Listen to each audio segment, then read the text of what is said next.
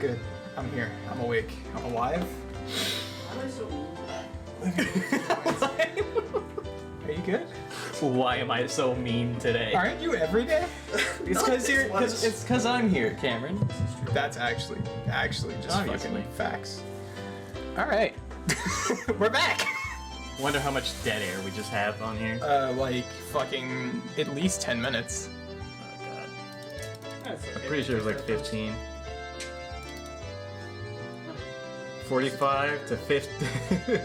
It's like 30 minutes. It's like 30. Well, like we made tea, and then I made the welcome back card, and then we talked a little bit. What a waste of data. Alright. He says, "What a waste of data." Shut up. It just feels wrong. It's fine. All right, you ready? Why? I was gonna say, I'm like, oh, you gotta tab me back in. Oh shit. Yes. It's Keiichi-kun. Good morning, good morning. Rina was ecstatically waving her arms at me, already brimming with energy. What do you mean, good morning? It's already evening. Just say hello or something. But, this is the first time I've seen you today, so I think good morning is right. It's right. What an idiot. Me and the boys drinking tea. I got it. Okay then, good morning it is. Good morning, Rina. I grabbed Rina's head and rubbed it with my hand. She squirmed, reveling in the motion like a cat. Yo, Mion's in this scene. Hey, Kei-chan. Sorry about yesterday. I left without telling you. Gamer. I know, it's my fault.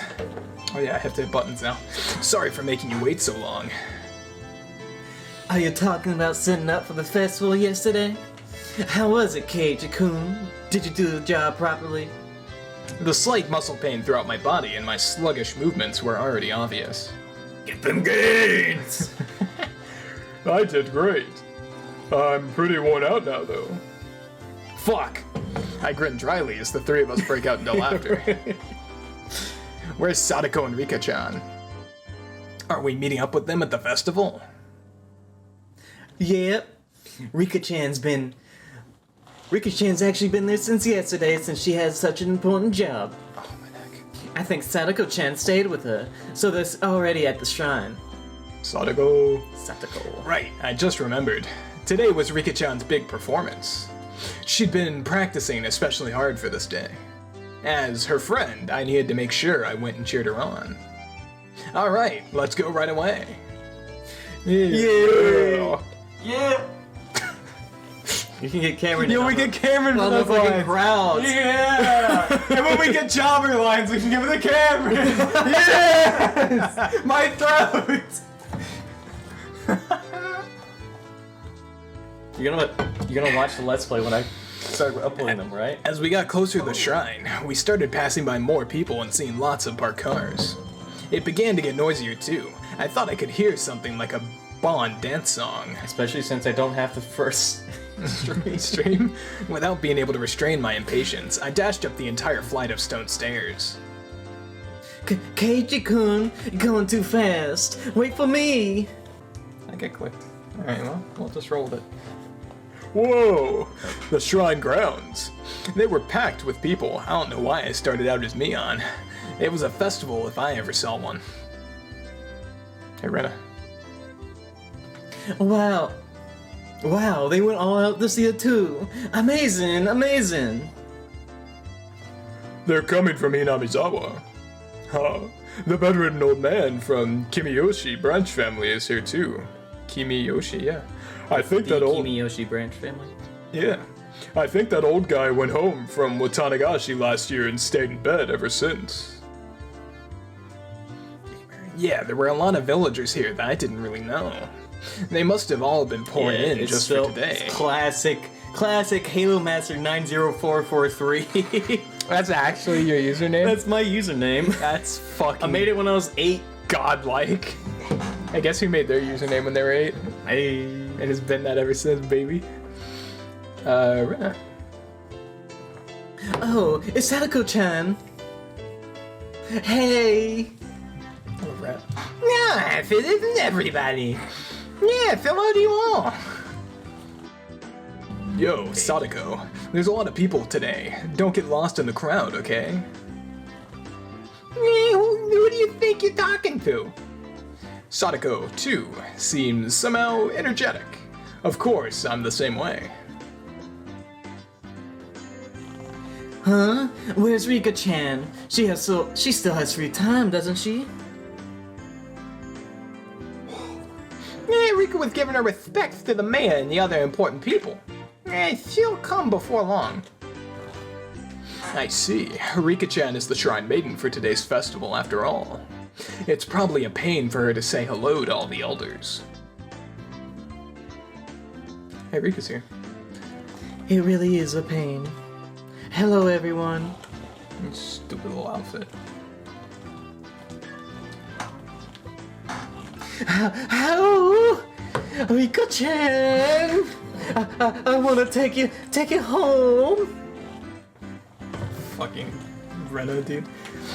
Rika-chan wore an immaculate shrine maiden's outfit that looked fresh off the shelves.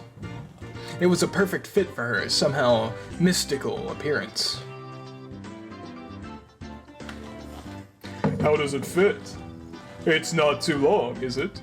My grandma gave me some safety pins just in case the sleeves are too long. Yo, get your Toho bullshit out of here, pal. It's alright. It really is comfortable. As she spoke, she began to do some twists and stretches. Toho. Fucking really? Shrine Maiden Toho is the first thing that comes to mind. It's the only thing he knows. Imagine being so uncultured. It's great. It's great. It's so cute. How? There was approximately one person here getting a nosebleed from watching Rika-chan move. Approximately? Don't worry about that. Keiichi-kun, don't you think she's cute, don't you? If you don't, then she'll be all mine, and I'll take her home with me. Turn to WhatsApp. I think she's really cute. Enough that I want to pretend to be her big brother or dad and take pictures with her. If we take a picture from two different places and make it Stereoscopic. stereoscopic, we can eat, or rather, stare at a real-life Rika-chan at our houses whenever we want. How? That sounds great. That sounds fantastic. Rena's eyes and mine glittered with stars as our noses bled and we drooled. The Bakanga Hidorogu crossover has been happening for over a decade. Yeah, Rika, you best stay away from them. Yes, or I might get locked away in a basement somewhere. You look like you're enjoying it though, Rika-chan. Me, you're being too harsh. We all laughed together again. Okay, let's not hang around here. Let's get to the festival. There's not much time left until Rika-chan's big debut. Oh, you're right. Great. Let's go, everyone. Yeah! Beautiful. All right, Cameron, you get the first jobber character. Yo, if it isn't the daughter of son of Zaki. I can't. I was looking at that one. I can't read it. Eat up! The yakisoba was packed full of pork. This year we filled it up as much as we could. We even put it in fried calamari. Why is it spelled with a C? It's supposed to be with a K? Yes. No. Gotcha, old timer. Calamari was a C. The yakisoba this year looks like quite an achievement. Oh, this is like it's You have yakisoba squid, too. You put a ton of time into this, didn't you? Wow, it's tasty. It's tasty. Yeah, the squid is delicious, but the aroma is just fantastic. It wonderfully compensates for how soft it tends to be. There's a delightful amount of squid and pork in it too. Yep, not bad at all, I say. Haha, Kei-chan. That was Kei-chan the whole entire time. That was not Mion. Goddamn. Mion is schizophrenic. You sound. Thanks. You You sound like you could walk into a cooking program and become the host. Rina. Yeah. When I see Keiichi-kun acting like it's so good, it somehow tastes even better. I like how they're not doing club activities this time. Because it's different. This is club different activities. What are you talking universe. about? Well, like, the last time it was like a club. Well, they're just fight. never in club activities. They're just hanging out right now. Whore? Festival is a club activity. Nah. I don't discriminate among delicious food. So anything that I say is tasty has got to be worth trying out, right? Rika. Then, Keiichi, please give us your opinion on this yakisoba again. I'll do it in 2 words. Absolutely scrumptious. If I had a second stomach, I'd buy another one right now. Having heard my 3-star rating, a whole line of people suddenly formed in front of the yakisoba stand. Why is Keiichi fucking gone? Hey, thanks for the business. Wow, that's amazing. Keiichi said it was so good that a little crowd started to form. Not bad. It was nothing to brag about, but I still decided to stick out my chest and put on airs. Mm-hmm. Oh, is that so? Then perhaps I shall try it out. Mister, could I perchance bother you for one takoyaki? I fucking love Sadako. Sadako bought a stick of takoyaki balls off fried octopus from the adjacent stand. Octopus? Octopus. Octopus? Octopus. Octopus. Octopus. And after blowing on it, put one of them in her mouth. Why would I call it octopus? That's silly. How is it, Sadako-chan? If you give it a good rating, then Rina will buy it too. Chomp chomp. Choo choo. Gulp. Now it's time for the Hinamizawa Michelin judge Sadako Hojo to give her impressions. Fuck, that was Keiichi. Yeah, pretty sure it's Keiichi. Meh. Though she was all for it a moment ago, Sadako hesitated to give her thoughts. Hey now, what's the matter? Everyone else takes one of their own and puts it in their mouths. Huh? Rina got gypped. Gift? Gypped? Mine's bad too. There's no octopus in it. This takoyaki vendor. Yaki. Yaki? Takoyaki. Takoyaki. Takoyaki. That's right, it's takoyaki. Hey, I don't know. Am I saying takoyaki? Yes. Fuck. Could this be some sort of summer festival only octopus free takoyaki? Fuck. Takoyaki stand? An evil takoyaki stand that skimped on the octopus because they figured out it would make them good money today. Mine has some. Yeah, it's pretty good considering there's octopus in it. How am I supposed to explain that this octopus-free takoyaki is any good? Everyone wondered about that. Our quizzical looks seemed to be drawing equally dubious stares from the people in line. How about this? Takoyaki without any octopus is really healthy, star. And even people who don't like octopus can eat this delicious takoyaki, star. After hearing that, several surprised guests left the line. It had the exact opposite effect. Alright then, I'll give it a try next. A self-inspired take on takoyaki, in which you can clearly taste the simple flavors of the flour, green onions, and pickled ginger. The unaffected taste is bolstered by the absence of the octopus. It wasn't half bad, but after hearing "there's no octopus in it" clause, even more people left the line. Rika-chan, any good comments? Is this... It's Keiichi, you can be honest.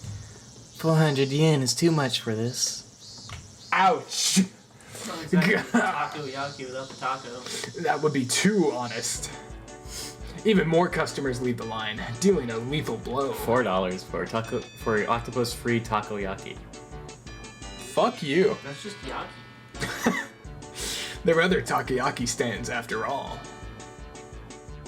Well, I mean, we might not want to be doing this. Hey, Sadako. You started all this, so give us a great big turnaround. I can't do it. How do you expect me to lavish praise upon takoyaki without any octopus in it?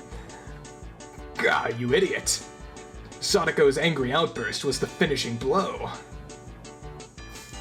Heck, the customers are all gone, huh? The guy is staring at us. Why is that? Why is that? How? They just killed this guy's business. Did that Sigh. himself. There's no saving this crowd. Actually true. Perhaps it's Keiichi Mayabara's time to shine. Perhaps I, Keiichi Mayabara-sama, will lend a generous hand. I forgot he called himself Sama. Keiichi-kun, you could do it. We want you to save the takoyaki vendor who didn't put any octopus in. Don't smile as y'all. It is Keiichi. Yeah, don't smile as you say something so bitter. Alright, fine. This may be the only chance you'll get to see a pro at work. So be ready watch to see carefully. The magician of words. I fucking love Keiichi. He's actually mentally deranged. I shoved the stick into an octopusless takoyaki and crammed it into my mouth. As before, there wasn't any octopus in it. But Mion had some in it. Leon. That was the important part. Fuck you, bastard. The man who runs this takoyaki stand, he truly loves takoyaki in every meaning of the word. No, it could even be said that he adores it.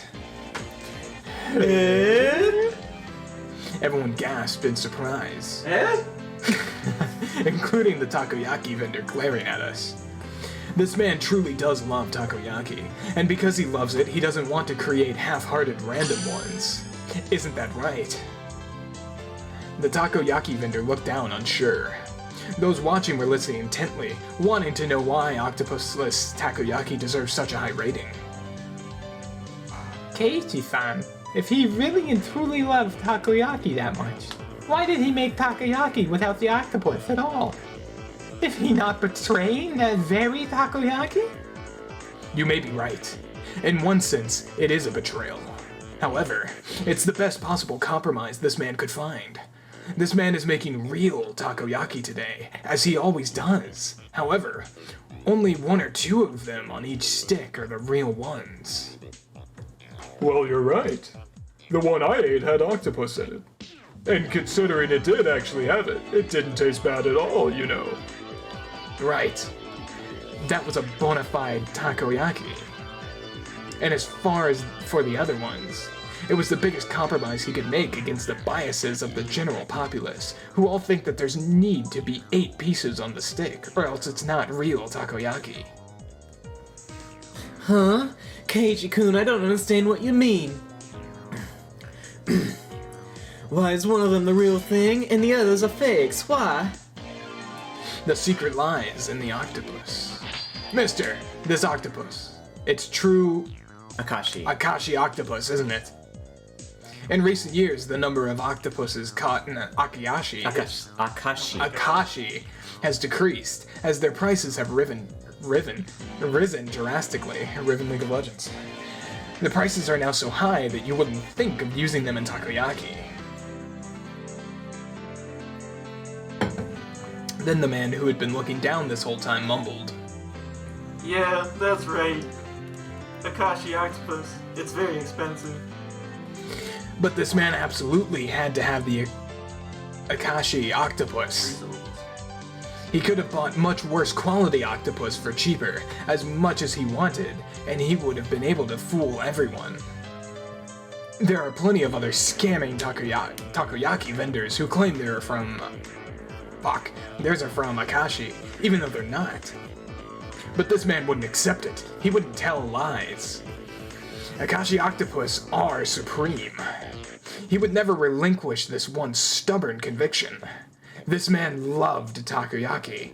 That's why he never lied. Yet, there was one point that he absolutely had to compromise on. What might that be? The number. The popular opinion is that a stick of takoyaki should have 8 pieces on it. Even if it's real Akashi octopus, he couldn't charge 400 yen for just 1 piece, could he? If he didn't have 8 pieces, nobody would buy them. This man wept over it. In order to just make 1 true piece of takoyaki, he wouldn't ever let himself lie through the other 7. Oh, whoa! The octopus-free takoyaki vendor burst into tears. I gently clapped one of his shoulders. No matter what anyone else says, I will never forget how genuine you are. You, sir, are a true vendor of the takoyaki. You are the only one in the world with the right to call himself that. Thank you, Gabe. Imagine not taking a shit while watching. It's okay, Gabe. I accept the apology. Good job. As I embraced the shoulders of this man, shedding his manly tears, those watching delivered a round of applause moved by my speech. Everyone, I beg of you, please eat some of this true takoyaki vendor's takoyaki. If we don't treasure genuine men like this, then how can we protect the true path of the takoyaki? If nobody else will eat them, then I will eat them all. What? Everyone watching is lining up. Keiichi-kun, you did it! You did it! Keiichi continues to be based. I think it's more they thought Kei-chan's propaganda speech was interesting, rather than the takoyaki was actually look good. Kei-chan, you could probably sell plain old rocks if you tried. You go over well at the entrance of Akihabara Station.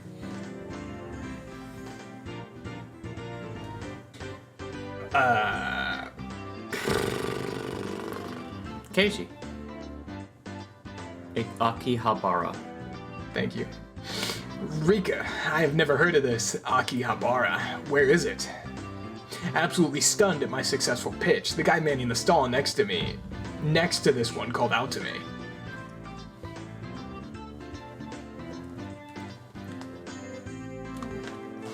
Do a voice. Hey, you guys! Do that for my sweets too! It's Keiji. Okay, great. You all get the gist of it, right? It's your turn this time, Rena.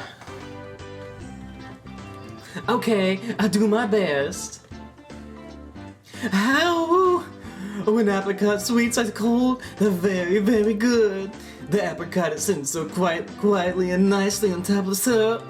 How is so cute? I want to take it home. How? It looks like she lost herself in this midway through. But a girl giving it such natural praise was itself bringing in some customers. A line was quickly forming behind Rena. Alright, if you saw Keiichi's takoyaki spiel, would you go buy some? Yeah. Okay. No. Can't tell me. This man does this whole speech about my man, the stall He made owner, the vendor cry. making the vendor cry about fucking being a true takoyaki salesman. Fuck it, I'll buy one for 400 yen. Yeah. You get warm takoyaki. And you know what? It's like $4. It's an experience. It is! You're paying for the experience. You're not paying I for already the got food. the experience. I already saw the speech. Fuck that. Yeah, but you're like paying into the speech, you know? Is he getting the money? No. No. Not. Next up is the I'll get my 400 Okonomiya. Okonomiyaki. Okonomiyaki stand. Sadako, you're up. Better Hey. be Higurashi then. It's me, Tanako. Rather well. The crunch of the fried tempura batter mixed with the yakisoba is simply to die for. With a huge piece of bacon laid on top. When you bite into it, it all comes flooding out. Thump, thump, thump. Keiji. Okay. No. No? Wait. Yeah, that's freaking great. Yes. Now I want to try some too. No, it's Keiji. Fuck you. He's Keiichi for this line. Then a huge line formed at my Or it's just words. a crowd. What on earth is this? So basically, all of these onlookers are just following us around all the stands. When people hear about food from others and then try it for themselves, it tastes a lot better than it normally would. So that's it. Even Rika-chan was gorging herself on the food, getting sauce on the bib she put on to prevent her shrine-maiden outfit from getting dirty. Is he good? He's got a bib on. I'm just thinking of Rika-chan walking around in her oversized shrine maiden outfit with a fucking bib on. Nice. The older guys are getting into it too. Okay, Kei-chan, which one should I do? Right, Mion, you go to that stand next to that. Show them the depths of your power. Huh? But Kei-chan, the stall next to that is... Whoops. A goldfish scooping stand. A bit out of her element. No, as club president, I won't flee no matter who or what my opponent. Let's get started. I look forward to a splendid performance, Mion-san. The onlookers were also watching Mion with hopeful eyes. Welcome, welcome. Here's your net and bowl. Nice. Okay. No. It was the stall owner. Oh shit. Okay. At the end of the line. Okay, here we go. The goldfish are energetic today. They look really delicious. Small things like these, you could crunch them down whole. Butter. What the fuck is this bitch saying? Mion-san, what in the world are you saying? Mi-chan, you eat them? Did you eat the one Rena caught last year too? No, I didn't say anything like that. She's here! Oh my god. Neon's face went red and she shook it vehemently in denial. Well, I mean, you just said so yourself that they look really delicious. No, I think that's who you think it is. Oh no, It's that's not. Shion, yeah, that's why I was like, she's here. No, I thought that line was Shion. No, it's not. Yes, you indeed so. My Say so. sister is omnivorous. Fuck off. My sister is omnivorous. She eats anything that can go in her mouth. Fuck off! If they taste good, maybe then I'll try one next time. No, Rika-chan, don't! You'll get sick! Wait a second. Hey, what the hell? Shion, how long have you been here? Hey, Kei-chan. Mion, everyone. Good evening. Where did you come from, Shion? I've been here since the bit with the yakisoba. You were all so loud that I found you right away. Is this Mion? Keiichi. Jeez, you've got nothing No, to do it's- with this. No, this is Mion. Yeah, it's Mion. Jeez, you got nothing to do with this, do you? Go somewhere else already. Jeez, Mion, don't treat me so cruelly. Right, Kei-chan? You're okay with me being here, right? She asked, grabbing my arm and pushing her chest into it.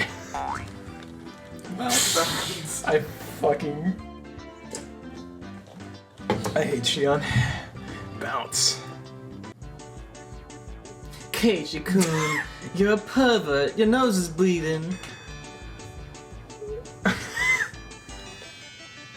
Keiichi. Yeah, I know. When you squish a jelly donut, the jelly comes out, right? It's the same. This isn't something I have any control over.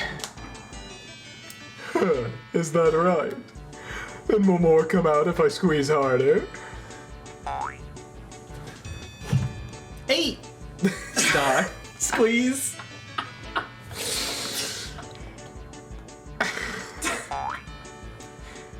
I hate Shion so much.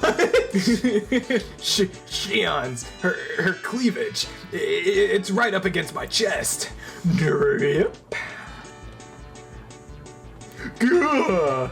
Shion, what the heck are you trying to do? How vulgar. I seem to have misjudged you. What about my flat chest?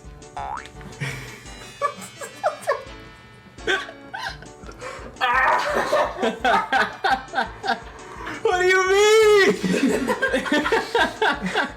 Rika-chan claps onto my other arm too. Rub. A plentiful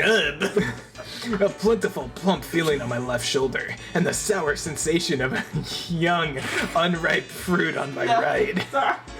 Horrible. Boom, boom, bang. Shion, Rika-chan, and I, our faces now bruised, fell to the ground, limbs sprawled. Limbs. Nice job, Rena. Everyone's so dirty. How? Rena punched me. It really hurts. Rika, you get what you deserve. Sheesh. Sheesh. Now that Shion was here, the energy around us had increased by 120%. Your friends are so much fun, Mion. I never get bored of them. Ah, right. If you were here, it would be way more fun, you know. I want to stay with you all, but if I continue seducing Kei-chan, my sister looks like she's literally going to bite my head off. So I'll retreat for now. I'll be back. See you, Mion. Don't be back. Get the salt. Someone get the salt. After teasing her older sister so much, Shion ran away into the crowd of people and disappeared. I like how Shion shows up to be horny and then leaves, and that's like her job. I feel that I bore witness to a rare side of Mion-san. When Mi-chan is with Shi-chan, she looks kind of cute. Rena smiled happily, earning her a whack on the head from Mion. Don't say dumb stuff. Let's get to the next stand already. Bing bong. We went about just like that, really noisy and lively to the other stands. We were paying money towards the beginning, but midway through, the guys running the shops thought we were just too funny, and we ended up being able to fool around without paying much more. Yo, that's pretty fucking bass. Thump. The vigorous sound of a big taiko drum echoed throughout the air. Rika, it looks like it's time. Yep, it looks like it. Right, it's just about time for Rika-chan to appear in the offertory dance. I'm a little nervous. My face is sore. Stop laughing. Just from, like, talking. Believe in yourself. All of your sweat will definitely amount to something, Rika-chan. My face is sore. Because we've been talking for like 5 hours. It's only been 4. 4. Mion slapped hard on Rika-chan's back. That's right, you'll do fantastic, Rika. I'll do my best. Yeah, that's the spirit. I ball my hand into a fist and raise it up into the air. We're rooting for you, Rika-chan. Go for it. Yay. Remember? Go for it. Yay. Yay. Rika-chan gave the best smile I'd ever seen, then pivoted our heel and ran off. Okay, we should get going too. Right, let's go cheer her on. You mustn't. You must keep silent during the performance. I got it, jeez. I rubbed a hand through her hair. She was worried about her good friend up to the end. Then we'd better hurry. All the good spots will be taken. Come on. Mion ran off, and everyone else followed a moment later. A large amount of people had already clustered into the tight space to watch the edifying dance. Wow, this is a lot of people. I turned around to look at everyone else, but nobody was there. Where did everyone go? They probably got lost amongst all these people. Finally, I spotted the back of Mion's head. Oh no. On the other side of the crowd. It definitely doesn't look like I can get over there. Well, we got separated, no big deal. We can just meet back up when Rika-chan's dance is over. I gave up on finding the others and wandered around, trying to look for a place where I'd be able to see better. It didn't take long for me to realize I'd have to settle for watching between the heads of these people in front of me, though. Thump. Once again, an even louder taiko drum resounded. This one was to announce the beginning of the dance. I couldn't see very well, but it seemed like Rika-chan had come on stage with the elders, who were in priestly garb. Didn't you get, like, a front row seat last time? Yeah. Okay. I heard low... Exhalations? I heard low exhalations of admiration in the Exhalations of admiration, and the seniors rubbing their prayer beads in gratitude. Rika-chama. Everyone's heads were in the way, and I couldn't see. It was really frustrating. We should have cut playtime short and come here to get a good spot earlier. After Rika-chan intoned the prayer, she took the festival hoe and walked to the pile of quilts stacked on the altar. That's right. The point of the ceremony was to purify bedding and to hold a memorial service, wasn't it? Then, the solemn offertory dance began. She had practiced using a mochi pounding mallet. The awkwardly shaped festival hoe Rika-chan held seemed really heavy. Back and forth, up and down, it was doubtlessly difficult to even lift in the air, but she sweated and waved, raised and dropped again and again. She couldn't just deal with it and do it grudgingly. As the shrine maiden, she needed to retain the dignity and solemnity presented at this festival. There must be a ton of pressure on Rika-chan's shoulders right now. Damn! Why am I cheering her on from a place I can barely see her? I'm her friend, so I should be right up in the best spot rooting for her. And Keiichi stands up and makes an ass of himself. Kei-chan, over here. Someone tugged lightly on the back of my shirt collar. It was Shion. She beckoned me outside the crowded ring of people. She had a mischievous grin on her face, and I took it as her saying she knew a good place nobody knew of. Shion, what's up? Metal Gear. Sure, just be quiet and come with me. After she told me so, she ran in a big detour around the throng. Man, it's great to have someone who knows the lay of the land here at all times like this. Impressed as I was, I nearly lost sight of her right away. No more getting separated from me. I ran after her so that I wouldn't be left behind. As I wondered in anticipation what kind of secret spot Shion had in mind, we left the crowd of people and went around to the back of the shrine grounds. Hey, wait, where are we going? We're getting further and further away. Shh. Just stay quiet and follow me. You'll understand soon. Shion gave me a wink that reminded me of Mion as she said that. No sign of people and not much moonlight. It was dark. We had gotten pretty far away from the crowd of people on the shrine grounds. How are we supposed to see Rika-chan's dance from here? I see. There's some high spot around here, isn't there? Like a rooftop or somewhere we can look down at it, right? What? Why do we have to climb onto the roof?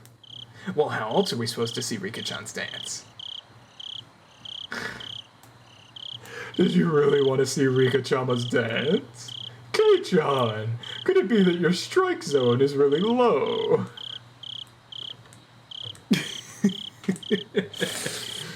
I don't think we're understanding each other here. Weren't you going to show me somewhere I could see Rika-chan's dance from easily? What? Who made that promise? What's going on? Why me? Why do I always misunderstand Shion? Is it my fault? Am I just reading the wrong thing into it? Then why did you call me all the way out here? With an expression that indicated she wasn't fooling around, Shion pressed her index fingers to my lips and said slowly and quietly. She's saying it. I know she is. Oh my god. I can't wait for Mion to show up, and then at what point is Mion do you kill yourself? This place is dark, dead, empty spot. You can't see it from the festival grounds. And now a male and a female of the same age are all alone together. Yeah. Could this be? Shion. She's not planning something crazy again, is she? Sure, look over there. See? Shion whispered, pointing into the dark underbrush. And there we saw 2 figures, one male and one female. I wonder who that could be. I wonder who could be. Is that Kronk, Patrick Warburton, Tomitake Flash, and Psychopath? What's that? Who's not a psychopath in your book? Is that...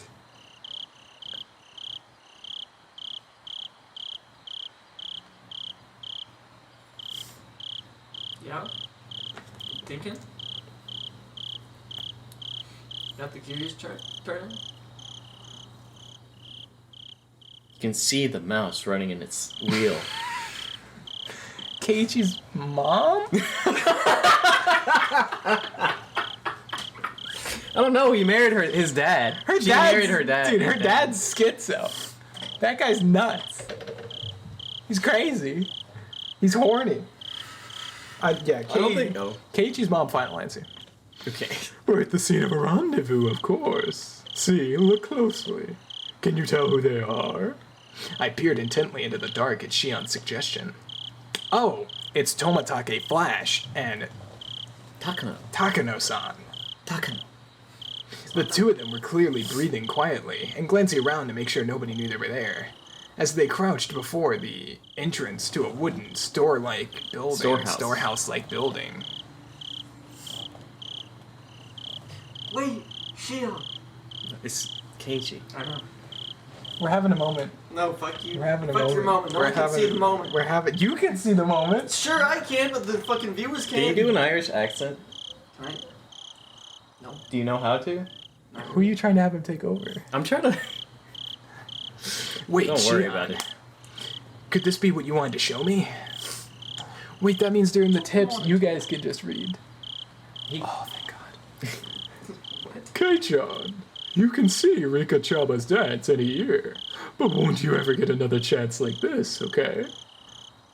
I had thought that the Sonozaki sisters each had their own personalities, but at times like this, they seemed all too similar. I'm going back. Don't call me for something like this again. If you move now, they'll see us. At our noisy argument, Takano suddenly turned around. Oh my, who might that be? We held our breaths as we tried to wait it out, but it seemed like Takano-san was acutely aware of our presence. Shion and I exchanged glances, then gave up and climbed out from behind the bush. Well, hello there. The moon sure is beautiful tonight, isn't it? My, if it isn't Shion-chan and Mayabara-kun. Good evening. Yes, the moon is certainly pretty. What's this? Keiichi-kun, you sure are smart, you know that. Having a secret date in a place like this. Then I guess we accidentally interrupted something important. Ah, ha, ha, ha. You're the ones who were meeting up secretly. Tomitake Flash and Takano laughed to themselves, and it got on my nerves for some reason. He refuses to use the honor of this. It's Keiichi, then Tomitake. Wait, so you two weren't having a little rendezvous then? Of course we weren't, though I don't dislike that kind of romance. Unfortunately, this isn't the location of a rendezvous either of you would want to see. Sorry for not living up to your expectations. If this wasn't a rendezvous, then what were you doing? Tomitake Flash, were you messing around with the padlock on that door just now? Huh? After she said that, I looked at the 2 of them again, and I definitely saw it. They were hunched in front of a warehouse door, fiddling with a pretty heavy-looking padlock. Guess we've been found out, huh?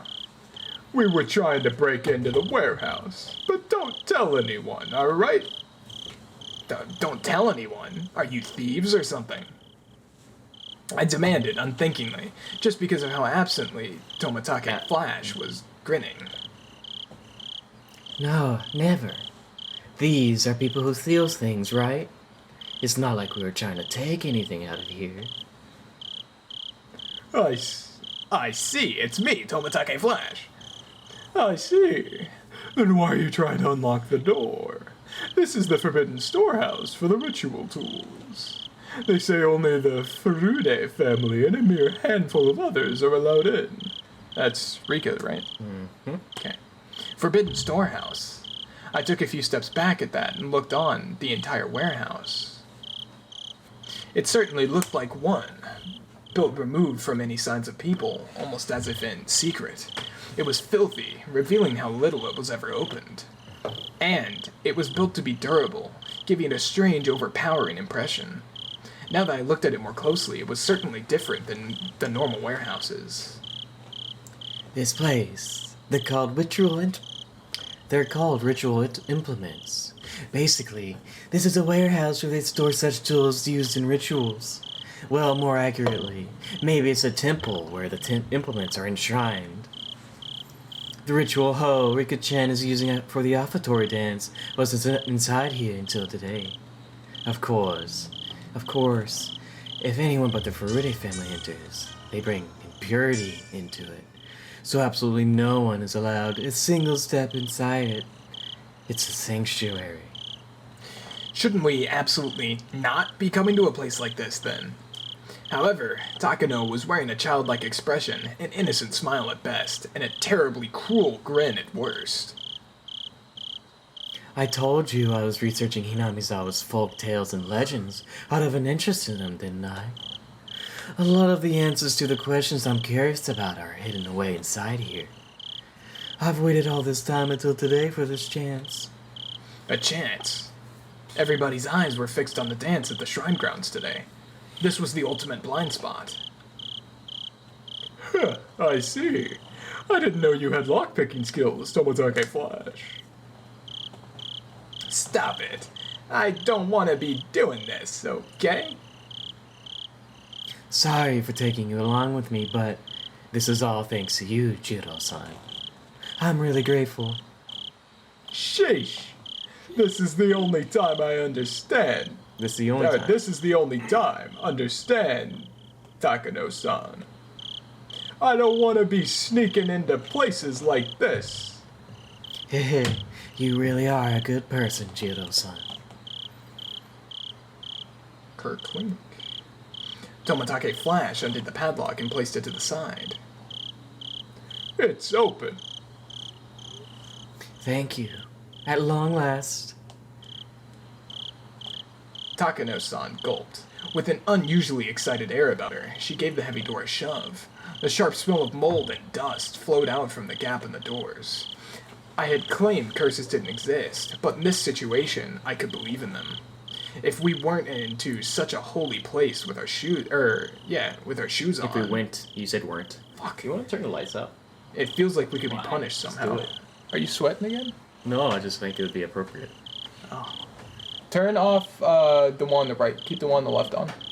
Thank you. How about it? Your accomplices, too. You came all the way here. You should leave that one on for my eyes. Thank you. So why not come in and take the door? It'll be a little field trip to a museum of precious cultural artifacts that conceal the secret history of Hinamizawa. And it's only open today. We're not accomplices or anything. I think that was Takano the entire time. Well, oh well. Aren't you interested, though? Come on, let's take a peek. Shion said, predictably, linking her arm with mine. But we definitely shouldn't be doing this. This is a holy warehouse, isn't it? You said ritual implements, right? I really feel like we shouldn't go in. I'm part of the Sonozaki family, so I have a good guess as to what we'll find in there. But I want you to see too, Kei-chan. You want to show something to me? I thought it was just a ploy, but Shion's eyes looked entirely serious. Of course, she was the sort who could lie with a straight face. Of course, I was an average boy too. My curiosity was at least twice that of a normal person. Sleeping, forbidden treasures, never to leave this warehouse. Chances like this don't come around too often. If I had to choose, then I wanted to see. Until the locked door is open, though. I don't know about this. If you're not interested, Kei-chan, then you can leave now. I think you'll wonder about it later, though. Tomitake Flash, spoke after listening to our discussion, himself having sat down on the stairs to take a short rest. I'll keep watch here. Go on and check it out with them. I'm not too interested, but it might be pretty interesting for a young guy like you, Keiichi-kun. He said, laughing mischievously. There was no ill will in his laughter. Tomitake Flash, do you know what's in here? Kind of. Takano-san told me all about it. Must be a pain to have to go along with your companions' unique hobbies, huh? Tomitake Flash didn't answer that, only responding with a pained smile. Takano-san had this kind of scary air about her, like she'd drop absolutely everything for something she had an interest in and go straight for it, but Tomitake Flash, on the other hand, seemed like the gold standard of what a normal person should be. Having him tell me so frankly to go check it out suddenly made the guilt feel lighter. Okay, but just a little. If it's not interesting, I'm leaving. You got it. Shion gave another Mion-like wink. Looks like we're decided. Shall we go inside? Jiro-san, we'll leave this to you. Tomitake Flash waved its hands to see us off.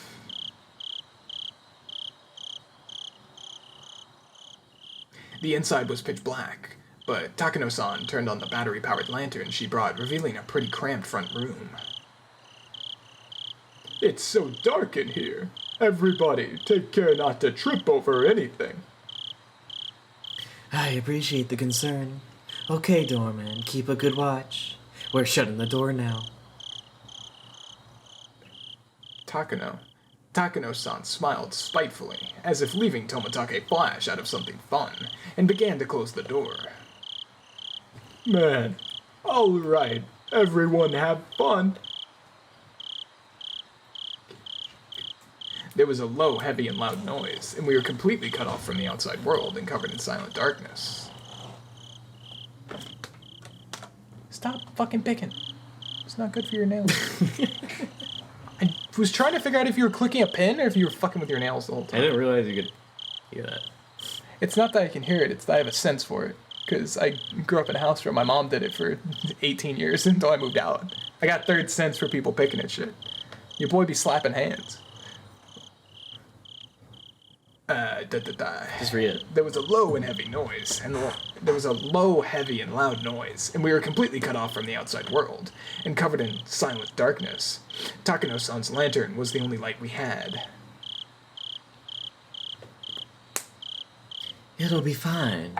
Fine. It's an outdoor lantern with backup batteries inside. It won't go out or anything. Looks like Takano noticed my uneasy expression. I couldn't help but blush a little and avert my gaze. Deeper inside, there was a heavy and old but sturdy door with solemn decorations on it. It was the last door sealing away what was within.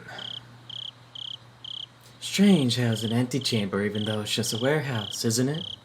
I believe it's set up this way so that you can open one door at a time, never letting the room with all the tools be seen from the outside. Takano-san explained this, awfully impressed by the construction. But still, it's really dark in here. Huh? That over there, I spotted a circuit breaker hanging from a clump of wiring, clumsily attached to the wall. Oh, here, isn't this the light switch or something? I flipped the biggest switch I could find, and with a click, the pitch-black room was illuminated by an old bare light bulb. Everyone scrunched up their faces at the sudden strobe-like brightness. Don't! Before she even finished, Shion slapped my hand and flipped the switch back. There was another loud click, and the room returned to darkness with only the lantern illumination. Ow! You can't, Kei-chan. We snuck in here, remember? If you turn the light on, it might give us away. I'm scolded by Shion fairly harshly. It looked like she was worried about whether or not someone had seen them from the momentary light. It's alright. It was only for a moment. Tako-san remained. Tako-san. Tako-san. Takano-san. No? Takano. Takano-san remained a relaxed adult. It seemed like she was confident she could talk her way out of it if someone did see us. Let's go in. Here we go. There. The even heavier door opened, and this time, it wasn't just the dust that came out the air, but there was also a nasty smell. One smell was like opening a dust-filled cupboard in the back of a kitchen that hadn't been opened in years, and the other smell, the nasty one, was hard to explain, but it was like the raw odor of a fish market. What does a fish market smell like? Have you been through No, I'm asking you. Oh. Smells like not good things. And wet and dead people. People? Dead people. I feel like that's where this is going. I mean, not at a fish market. I mean, it depends on what type of fish market you're going to, right? If you're I don't know about in there store. being multiple types, but the location might matter. From how the sound echoed, the room felt far larger than the first. Tanako-san. Tanako. Tanako. Fuck. How is it so hard? I'm so tired. Alright, I got this. Takano. Takano. Takano. Yep, there you go. Takano-san held up her lantern and revealed the contents of the expansive room. Whoa! At the back of the wall of the storehouse right in front of us was a Buddha-like holy object standing there looking down at us. I was taken aback by its unseen force, lit up by the slender beam of the lantern. That's the guardian god of Hinamizawa. Oh yeah, Shiro-sama. It's far grander than the one at the shrine. Oh yeah, Shiro-sama. So this is the spirit protecting Hinamizawa. The one guarding the holy land of Hinamizawa from the impurities of the outside world, and the one delivering punishment after punishment upon those who attempted to sully the land with the dam construction. It looks like there are far more tools stored here than I thought, but this is so sad. None of them have been maintained. How unfortunate that they're in such a state. even in the dim light, I could see a lot of strange objects lining the walls, ceilings, and shelves. Takano. Takano-san, speaking as if in a trance, was infatuated by the various implements filling the dark room. They weren't very festival-like or traditional, but instead, this was more like the workshop of a blacksmith or a carpenter. There were a lot of large wooden and metal tools packed in here. Putting it bluntly, it was all pretty boring stuff. I'd imagine there would be more artistic things in here from the Heian period, but these are a far cry from being cultural artifacts. My expression betrayed my dashed hopes, and they caught on right away. Oh, is this not interesting for you? I'm not into literature or art, so I can look at this stuff, but I really don't understand its value. Keiichi-kun, you really do look like you don't get it. I guess that's only natural. Takano.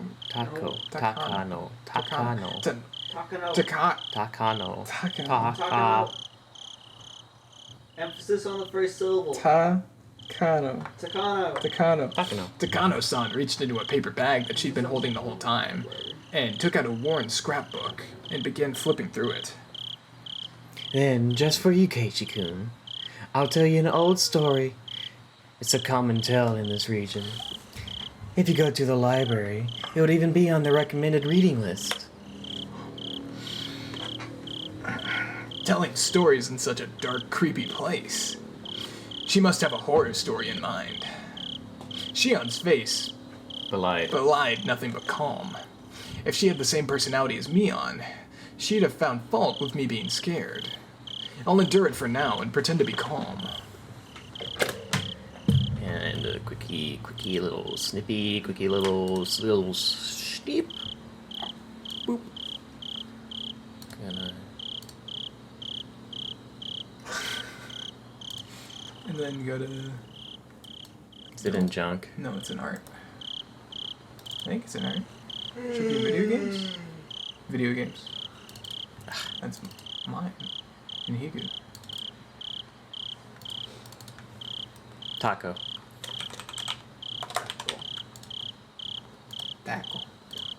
Taco, flavor kisses. I think it's Takano. Okay. Alright, I'll read it.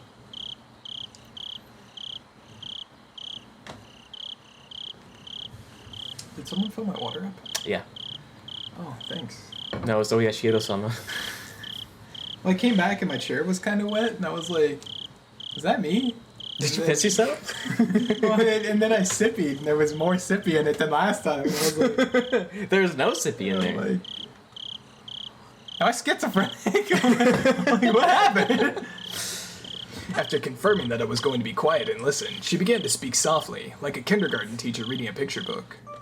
Well, thank you for filling it Long, up. long ago, in a certain village, in the mountains, there was a swamp. Ogres. This swamp was very, very deep. Some even called it bottomless. Some... my swamp.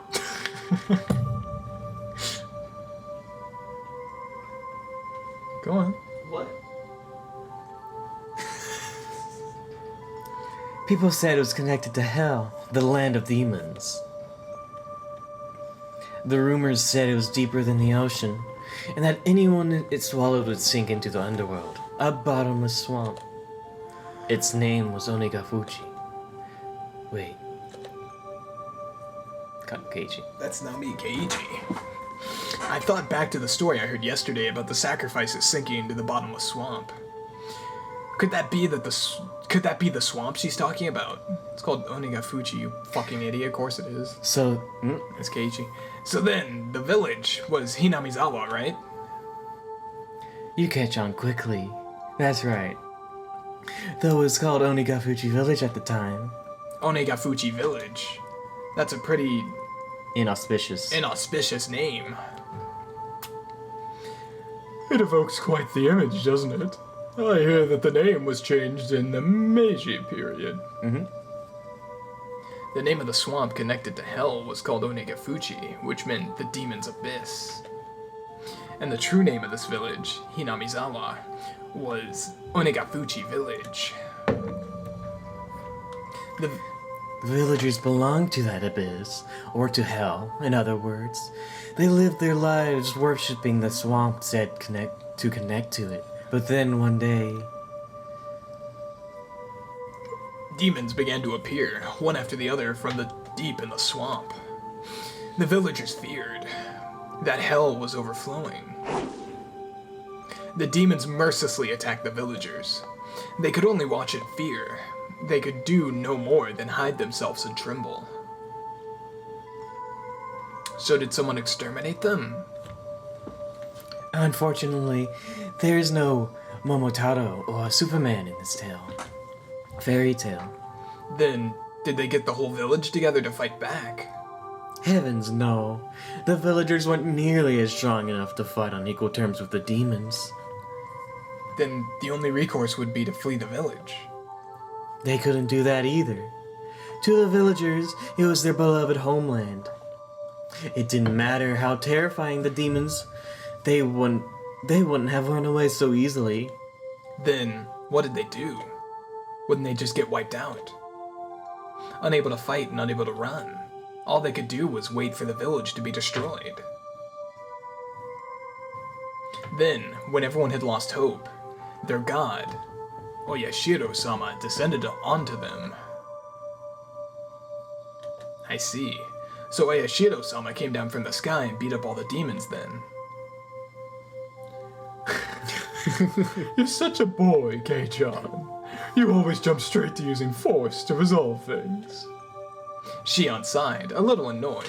Embarrassed, I held my tongue. The thing about Oyashiro-sama, he wasn't a violent god who would beat them up. Like you're saying, he was a kind god, filled with love and benevolence.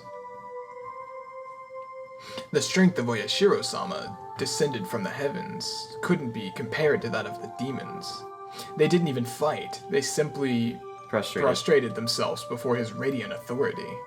Oyashiro-sama urged them to go back to hell from whence they came, but the demons wept and challenged him, saying they could never return. The world of demons, too, has harsh commandments. They claimed they had been banished from hell. Demons, who didn't have a place to go, either in hell or the human world. Of course, they were at fault for attacking the villagers. Or the village. They deeply reflected on it and were sorry. As the villagers conversed amongst themselves, little by little, they came to pity the demons and, after talking with everyone in the village, they decided to live alongside them. A lot of fairy tales have them being exterminated or driven away, but you don't often hear one where they live in peace. You're right. Demons are supposed to symbolize all evils. A story where they decide to live together with humans is certainly strange.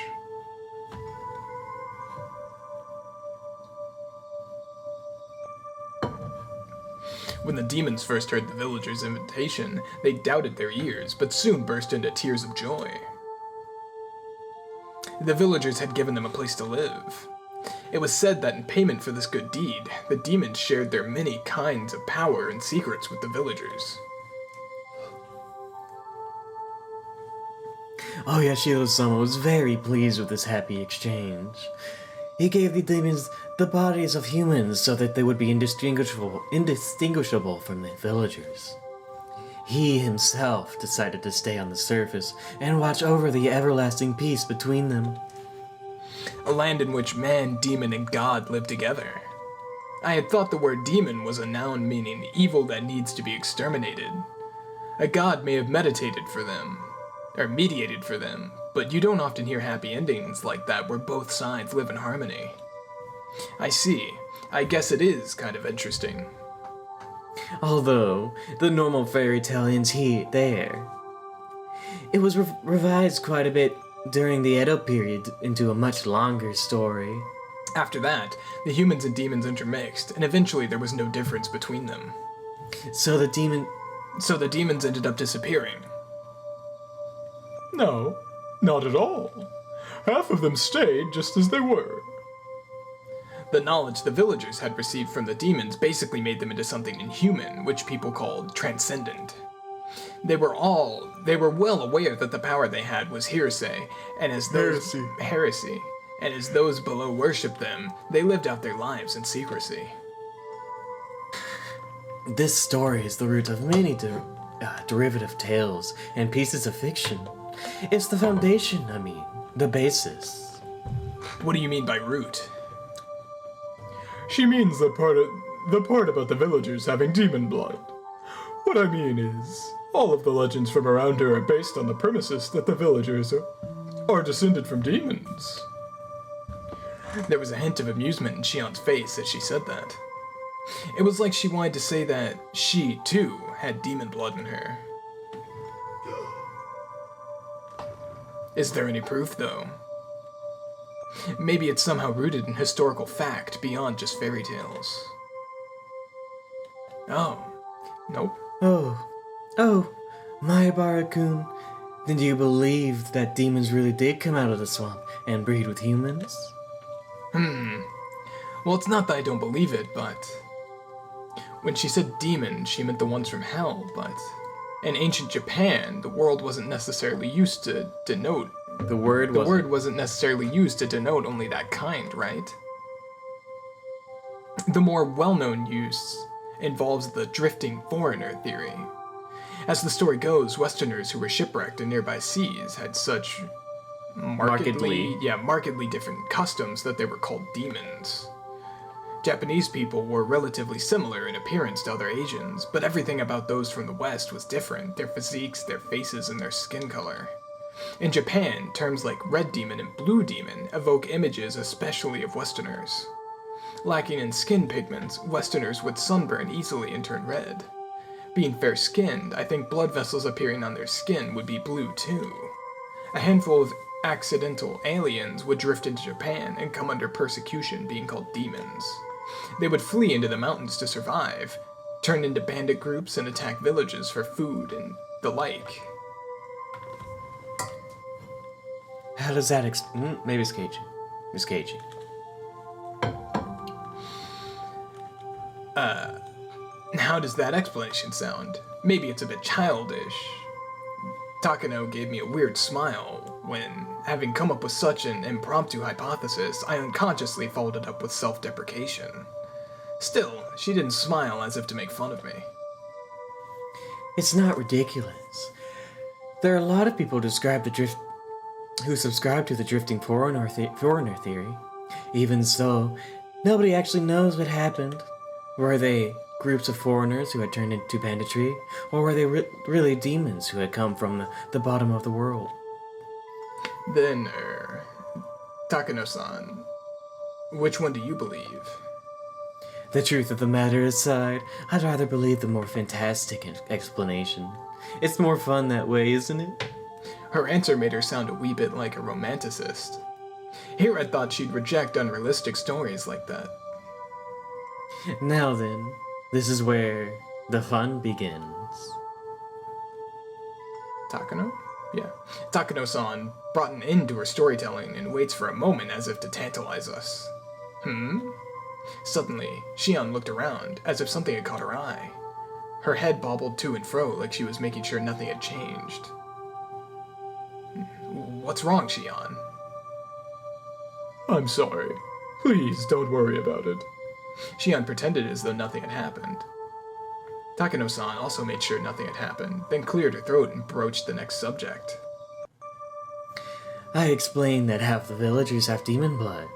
That blood, they actually say it's the blood of the kind of demon that eats people. Man-eating demons? That escalated quickly. Yeah. That blood still runs through the villagers' veins. They say that sometimes the blood awakens from its slumber. I thought the fairy tale had a happy ending, with the humans and demons living in peace, but it began to suddenly change into a brutal, bloody story. Well, they eat people. They say that every decade or so, they can't help but want to feast on human flesh. The villagers can't eat other villagers. So when this happens, it's said that they descended on the human villages and conducted Watanagashi. What's an Watanagashi? Demoned away. Broadly speaking, it's when the demon kidnaps someone, when a person is demoned away. They say that the villagers of Watanagashi would overwhelm unfortunate human villages in order to kidnap sacrifices. Takano-san's explanation was plain and simple, but when I imagined what it must have been like, it was terrifying. They lose their human reason. The villagers turn into real demons en masse. They attack the villages they loathe and the dirty world of the masses below. And then they kill and eat their sacrifices. So they're no different from demons after all. What did Oyashiro-sama do? Wasn't he supposed to be staying in the village and watching over them? Oyashiro-sama knew about it, of course. Watanagashi is indiscriminate. The villagers apparently never kidnapped anyone other than the sacrifices decided upon by their god, and not in the text. It's usually one or two people. A village inhabited by those both human and inhuman. It was like the heartwarming episode's colors had inverted, like a negative film, revealing the painful and ugly truth. So, on the nights when they raided villages, they would feast on their kidnapped sacrifices, which is why the nights come to be known as Watanagashi. Okay. Watanagashi. Tonight's festival was Watanagashi. I just couldn't reconcile the fun festival with the horrible tale Takano-san was telling me. Watanagashi. Well, wasn't it about giving thanks to the futons we use over the winter or something? Kei-chan, Wata has another meaning, you know. It means entrails. Which makes sense. Shion, who had been silent up until now, spoke up. Entrails. Oh yeah, I guess that's true. Like fish guts. Wait, what? Like a like a jigsaw puzzle, the fun times I had today at Takano-san's grotesque tale clicked together in my mind. Watanagashi, so gut spilling. I didn't think saying that could ever feel so nauseating. Yes, it's as you imagine, Mayabara-kun. Right now, the Watanagashi Festival might just be a somewhat early summer festival occurring every June. But it used to be different. It used to be a ghastly, cannibalistic feast held on the night the villagers had collected their unfortunate dinner. That can't be true. I had no real reason to say that, but I couldn't help it. Mayabara-kun, you said the Watanagashi is a ritual about purifying futons, right? What do you think the futons, filled with cotton with wata, represent? Futons are futons. They're beds. They're things for sleeping in. What else could they possibly represent? I was rattling on, desperately attempting to deny the horrible festival that Takano-san was describing. Deep down, however, I found myself understanding all too well what she meant. Futon stuffed with cotton. If cotton represented entrails in both pronunciations and meanings, then entrail-filled futons would have to be humans. Why don't you think back to the offertory dance Rika-chan performed? Do you know what she was doing up there? No, I don't. I didn't even watch the whole thing anyway. Shh. Kei-chan, you're getting too worked up. Shion grabbed one of my ears, reminding me that this wasn't somewhere I should raise my voice. Even so, I still can't suppress this agitation I feel. Rika-chan was carrying a festival hoe.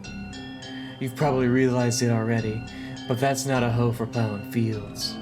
It's a tool for dissecting human bodies. I didn't see the dance all the way through, so I don't know what kind of performance Rika-chan was putting on after I left. When I told this to Takano-san, she kindly explained Rika-chan's dance to me. To summarize what she'd said after what I'd seen, Rika-chan would pierce the futons with that hoe, cut them open, and pull out the cotton inside. She'd cut the cotton out one bit at a time and set it afloat. That's the kind of ritual it was. Broadly speaking, it was quite the bombastic ceremony, where they'd rip out the guts and throw them in the basin, and then the ritual was over. It's thought that afterwards, the villagers, each with a different role, dismantled the flesh piece by piece and feasted upon it. At Takano-san's strangely happy giggle, I felt, for some reason, violent displeasure. Rika-chan, every day during our lunch break, she'd take a rice-pounding mallet into the schoolyard, and she'd work so hard, sweating bullets, to practice for the offertory dance she had done today. All that effort, all that work. Takano-san disgraced it, even though she worked so hard to practice for today.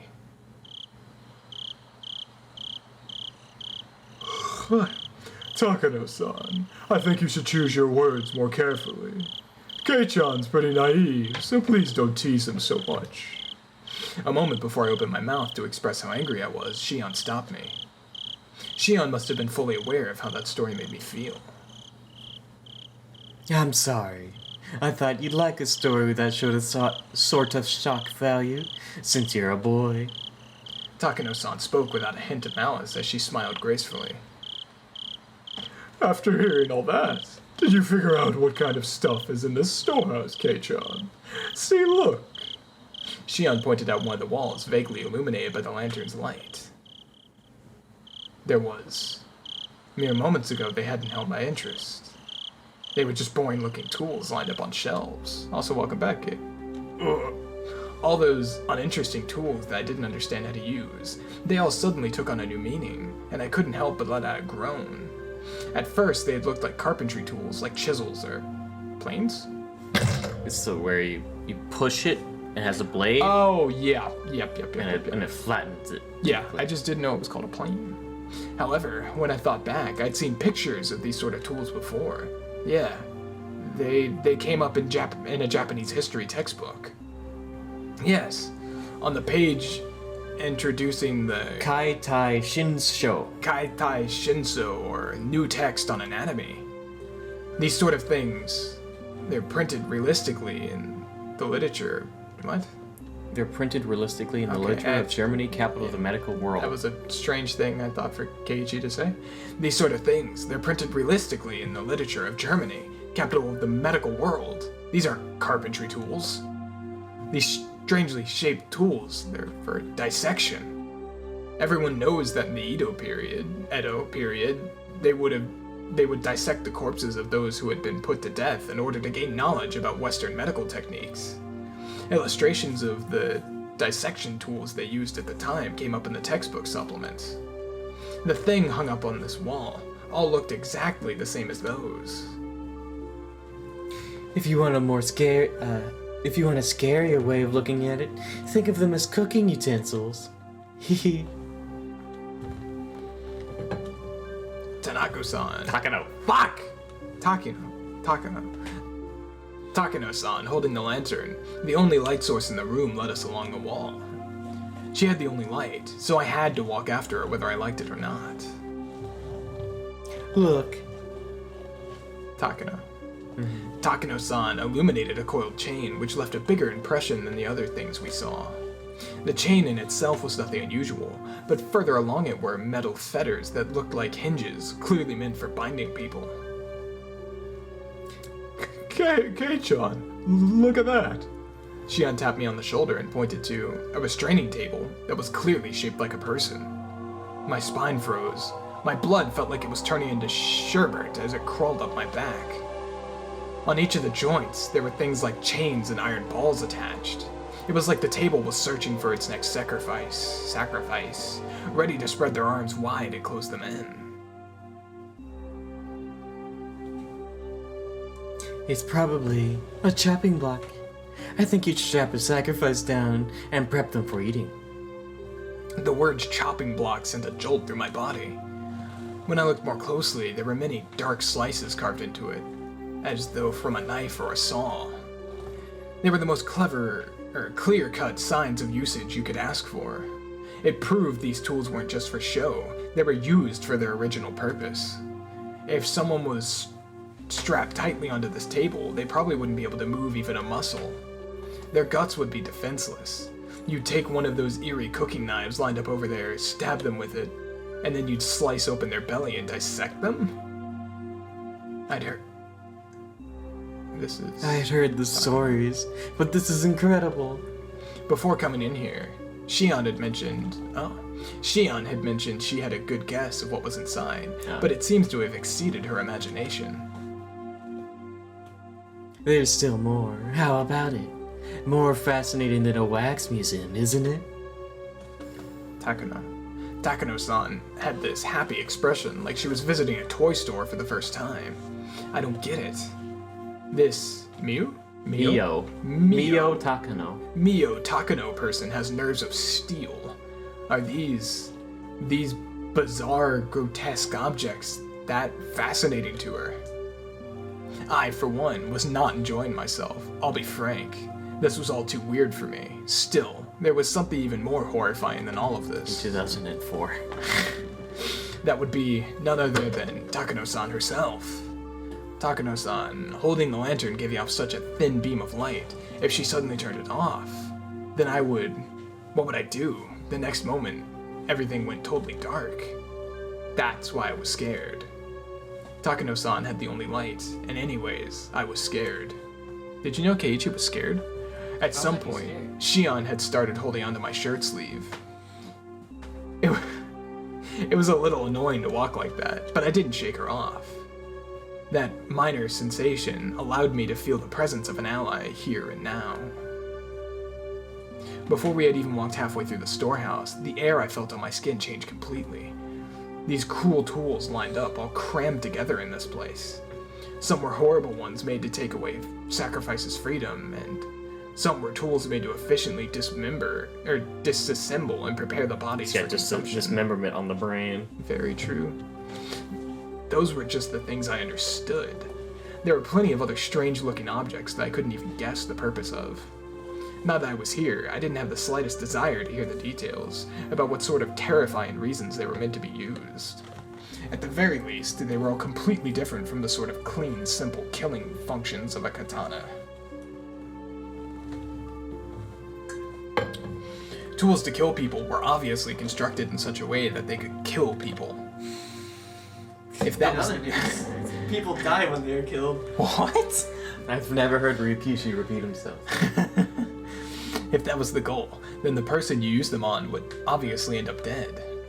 The kinds of tools here, however, were different. The tools that were here were for cutting people, for crushing them, for boiling them and cooking them, and for grinding them. They were tools of torture. They weren't made to kill people.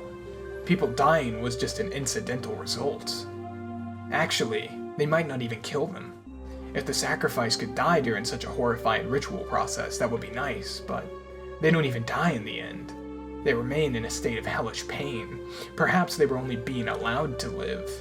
Only now, in this moment, did I fully realize just how terrifying and fearsome that difference was. People, you see. Most of these wouldn't kill them if used properly.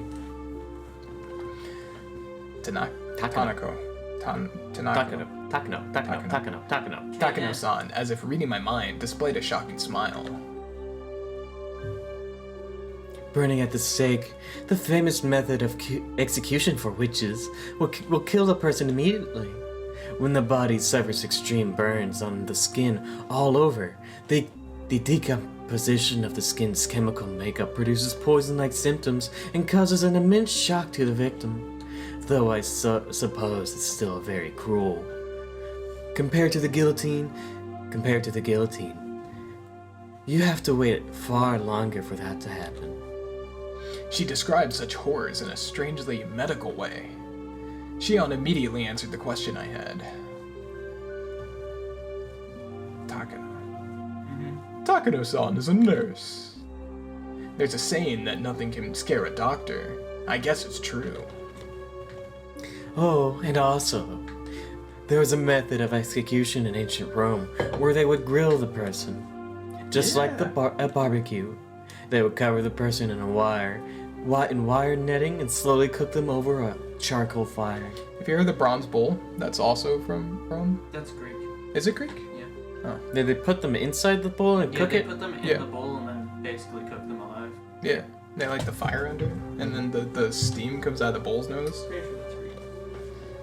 I think it's Greek. Well, because bulls are like very Greek, aren't they?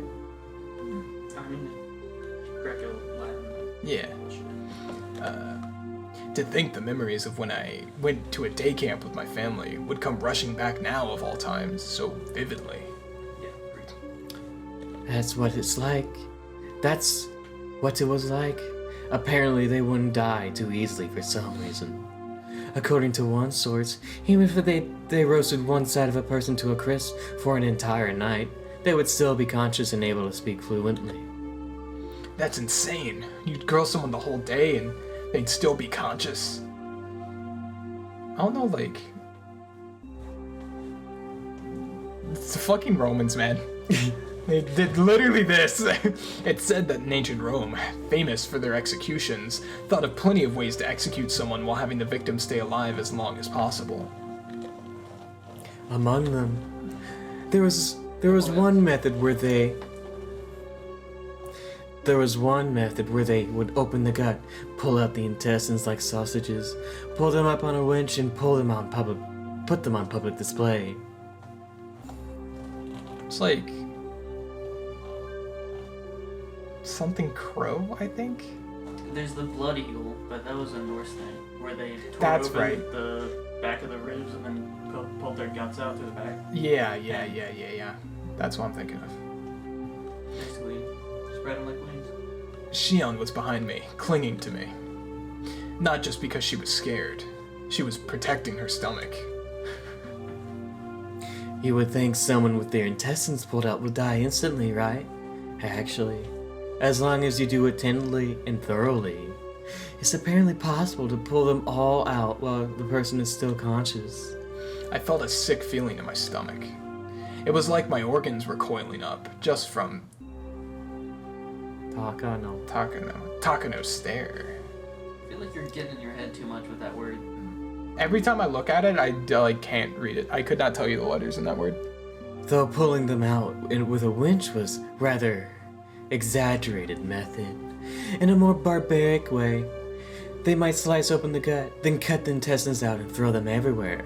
It's quite imaginable that they did dreadful things like that too, isn't it? However, those being put to death are conscious. It must be far more terrifying than painful. She spoke with pleasure, as if she had come here on a sightseeing trip. I heard Shion gulping multiple times near my ears.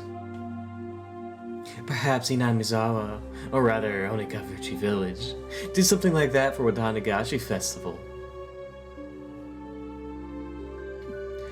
Perhaps Hinamizawa, or rather Onikafuchi Village, did something like that for the Watanagashi Festival.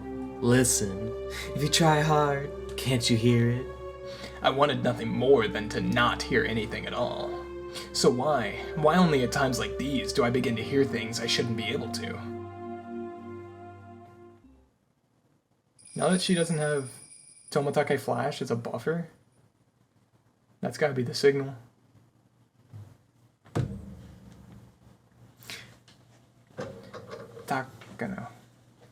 Takano? Mm-hmm. Takano-san, having realized she scared Shion and I enough at this point, smiled soothingly. Then she turned on her heel, raised the lantern, and began to walk again. If Takano-san left us here, we'd get even further away from the light. Shion and I, no matter how scared we were forced to follow Takano-san along on her field trip through the ritual storehouse.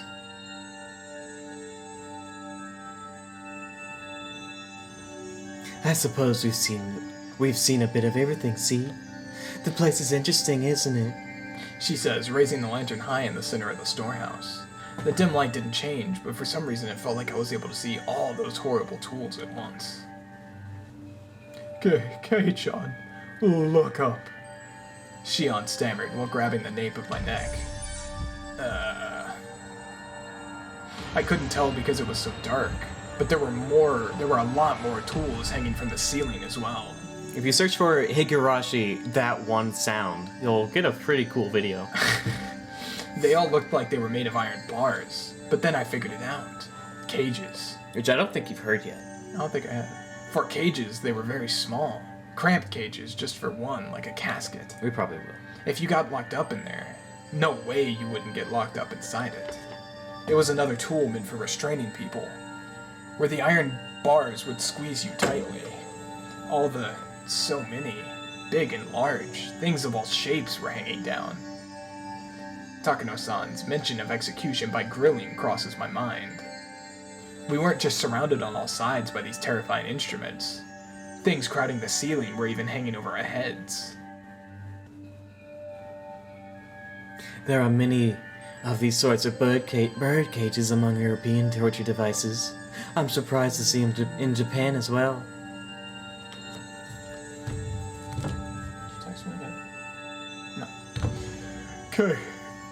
Kei-chan, is there something in there? A person? A mummy? Where? Shion desperately pointed to one of the many human-sized bird cages hanging from the ceiling, but I couldn't tell which one she meant.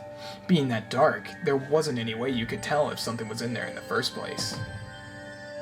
I don't see anything. You sure you're not seeing things? Gaslight. It's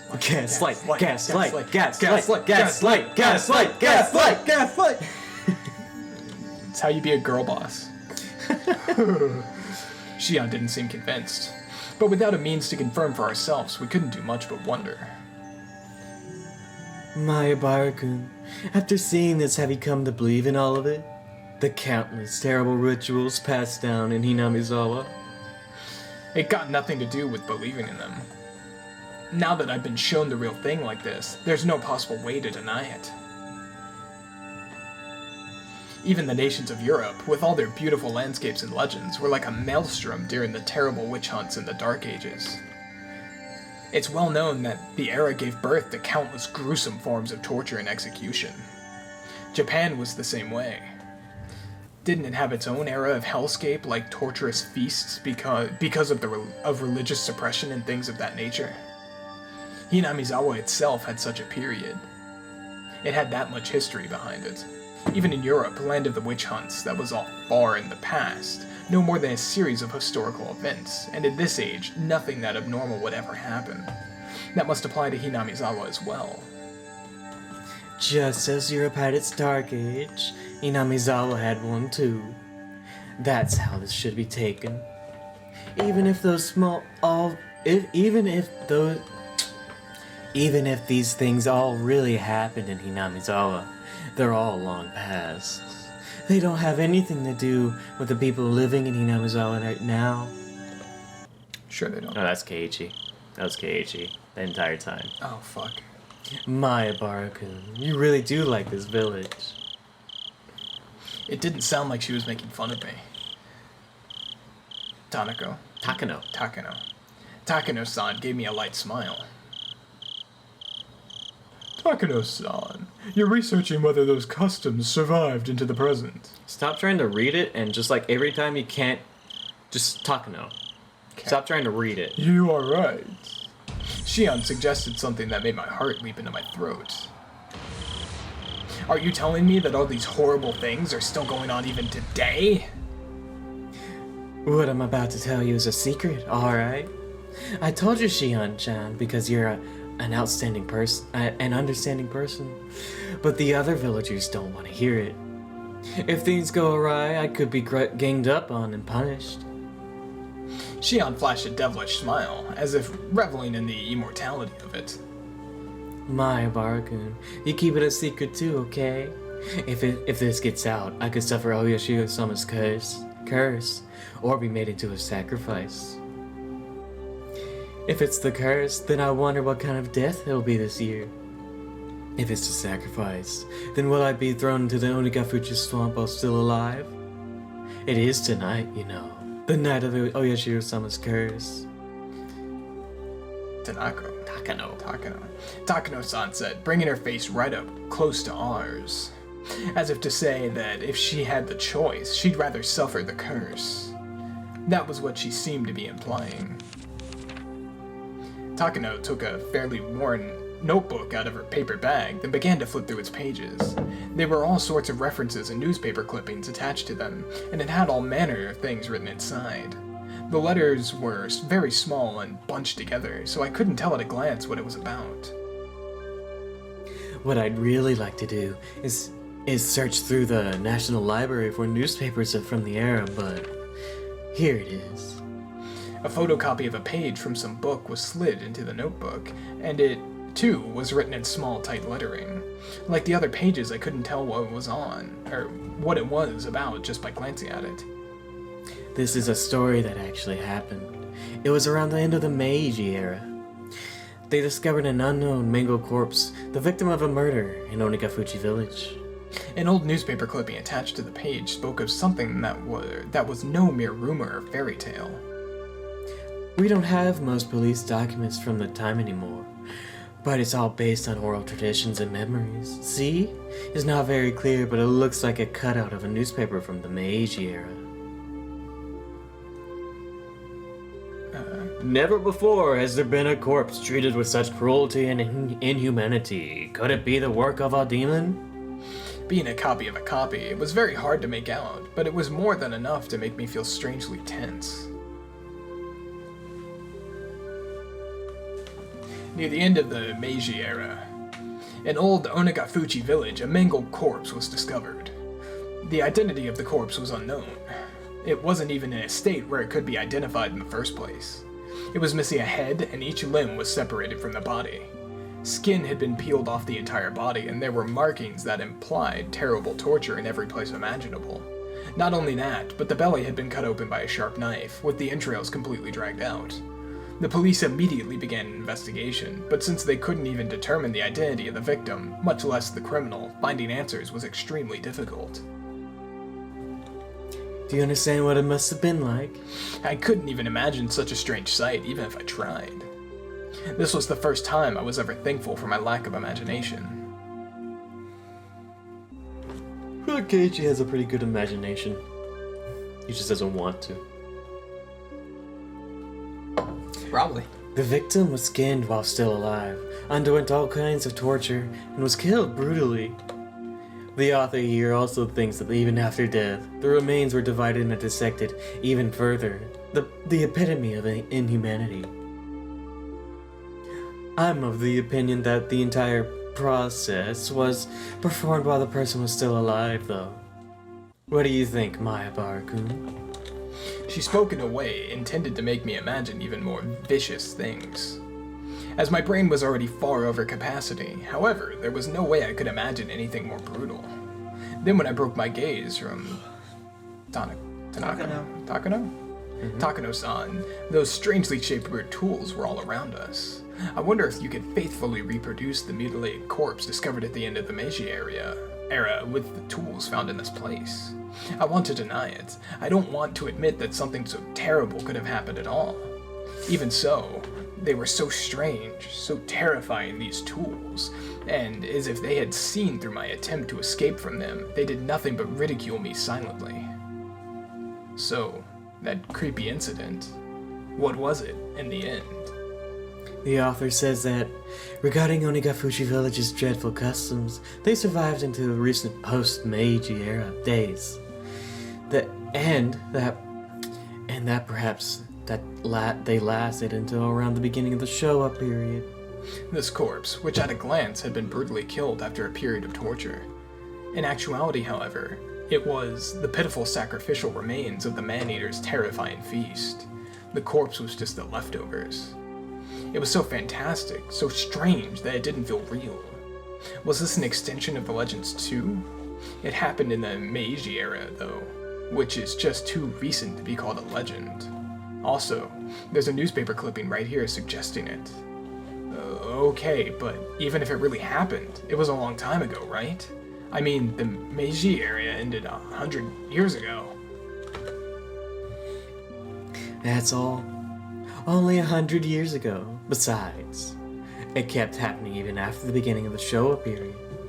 Like with the uproar around the post-war canned flesh incident. Oh, I apologize. That story was taboo, wasn't it? Tanako-san immediately stopped talking as Takano. No. Fuck! Takano? No. Yes. Takano. Takano. Takano. Takano-san immediately stopped as if worried about Shion. Shion briefly looked somewhat angry, but then that expression soon disappeared. Huh? Takano-san, what did you just say? Canned flesh. Well, they had to store it, didn't they? Just then, there was a huge creaking noise. Everyone whipped around to look. Hey, Conor, I don't think you pronounced that right. Fuck you. It was Creaking! It was Tomitake Flash who had opened the door slightly. Creaking. Did I startle you? Thank And me God. on. Did I startle you? Oh, Jiro-san, could you not resist seeing inside? This is a splendid treasure trove of torture devices. I'll pass on that. I'm bad with this sort of thing by nature. Takano. Huh? Takano. Uh-huh. Yes. Takano-san held her stomach and had to muffle her laughter, as if she wanted to make a comment about his masculinity. In any case, the dance and ceremony are over, and everyone's going down to the stream. The festivals will be over within a minute. Oh, that's no good. Mayabaru-kun is just such a good listener that I couldn't help telling stories. I'd really rather you not mention me in a place like this. Jiro-san, could you wait out front? I want to take a few pictures. There are actually a lot of tools I'd like to bring home, but we obviously can't do that. Takano. Yep. Takano-san took a camera out of her paper bag and began to snap photographs. She looked like she was having fun, like she was on a scavenger hunt. Oh, Keiichi-kun, are you leaving too? I've seen enough. Shion, you're good too, right? Let's get out of here. I want some fresh air. I agree. Let's just leave. I did feel a bit of hesitation in leaving Takano-san by herself in this darkness. When I thought about it, though, I realized that whatever kind of evil spirits and ghosts lurked in the darkness, none of them could hold a candle to how scary she was. Even if a phantasm were to appear, she'd be overjoyed and flashed her camera at it. It seemed like Shion shared my somewhat rude mental images. We exchanged glances and smiled painfully. We left Takano San there bathed in her strobe of camera flashes and decided to go leave the ritual storehouse. Everyone at the festival seemed to have gone to the stream, so their voices were very distant. The voices of the bugs, on the other hand, were clear, lending an empty feeling of isolation. Yeah, to this place. Fuck. How was it? Interesting? Tomitake Flash gave us a somewhat mischievous grin. All right. Before we move on a little bit, what do you think of that story? She's right. She's right. I mean, the proof's in the pudding. That's it? Yeah, it's a crazy cult that eats people. What do you think about the stories about the foreigners being represented by the red and blue demon in Japanese folklore?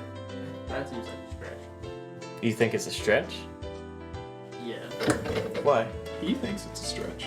Because red demons because of sunburn, and like blue demons because you can kind of see veins through the skin. That's a bit of a stretch. But what do you think of like? Yeah, but those people also would have literally never seen someone that wasn't Asian before.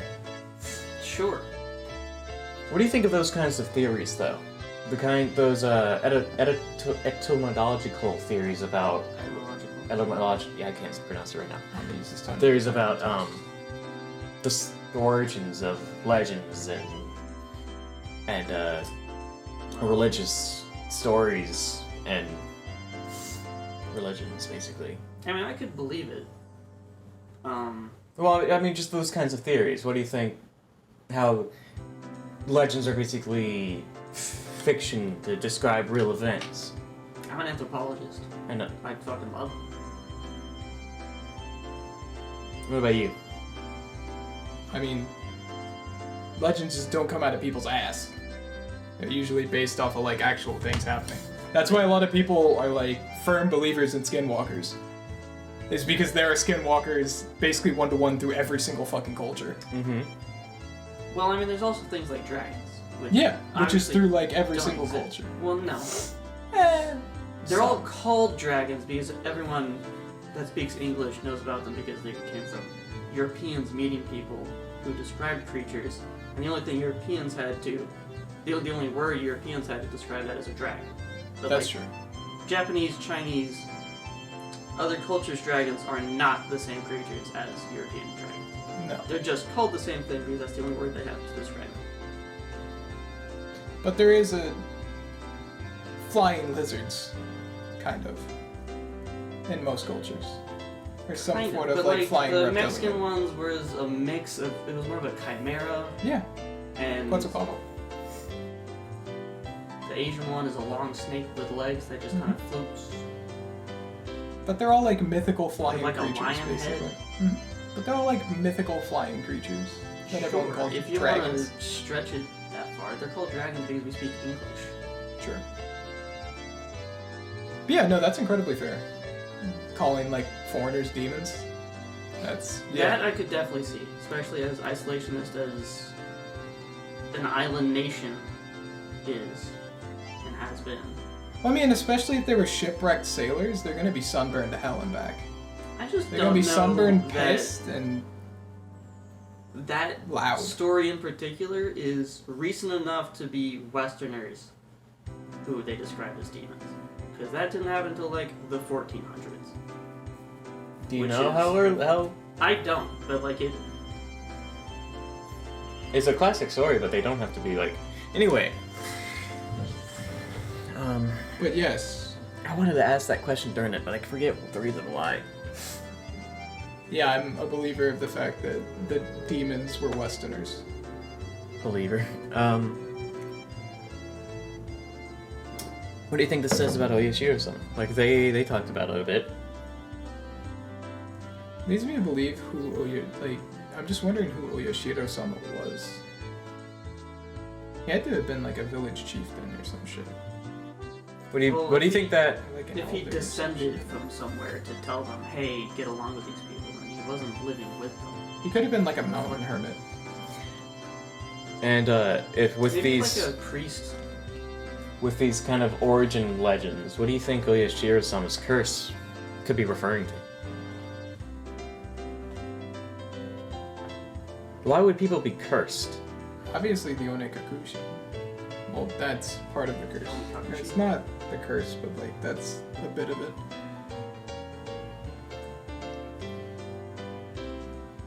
Keiichi thought he was cursed in the last in Onikakushi. What do you think? What do you think? Yeah. What do you think? Why do you think you get cursed? Because he's. I'm gonna be frank with you, pal. I'm too tired to have my brain work that hard right now. All right. Although the only thing's definitely cat that came from, well, it's thought to come from Chinese origins, not from. It's not a Japanese originated folktale. Fucking. Oh, the only thing? Yeah. I thought you were talking about the word. Like, whatever. All right. Well, He should be able to tell by looking how pale our faces were. I should have kept watch outside with you, Tomitake Flash.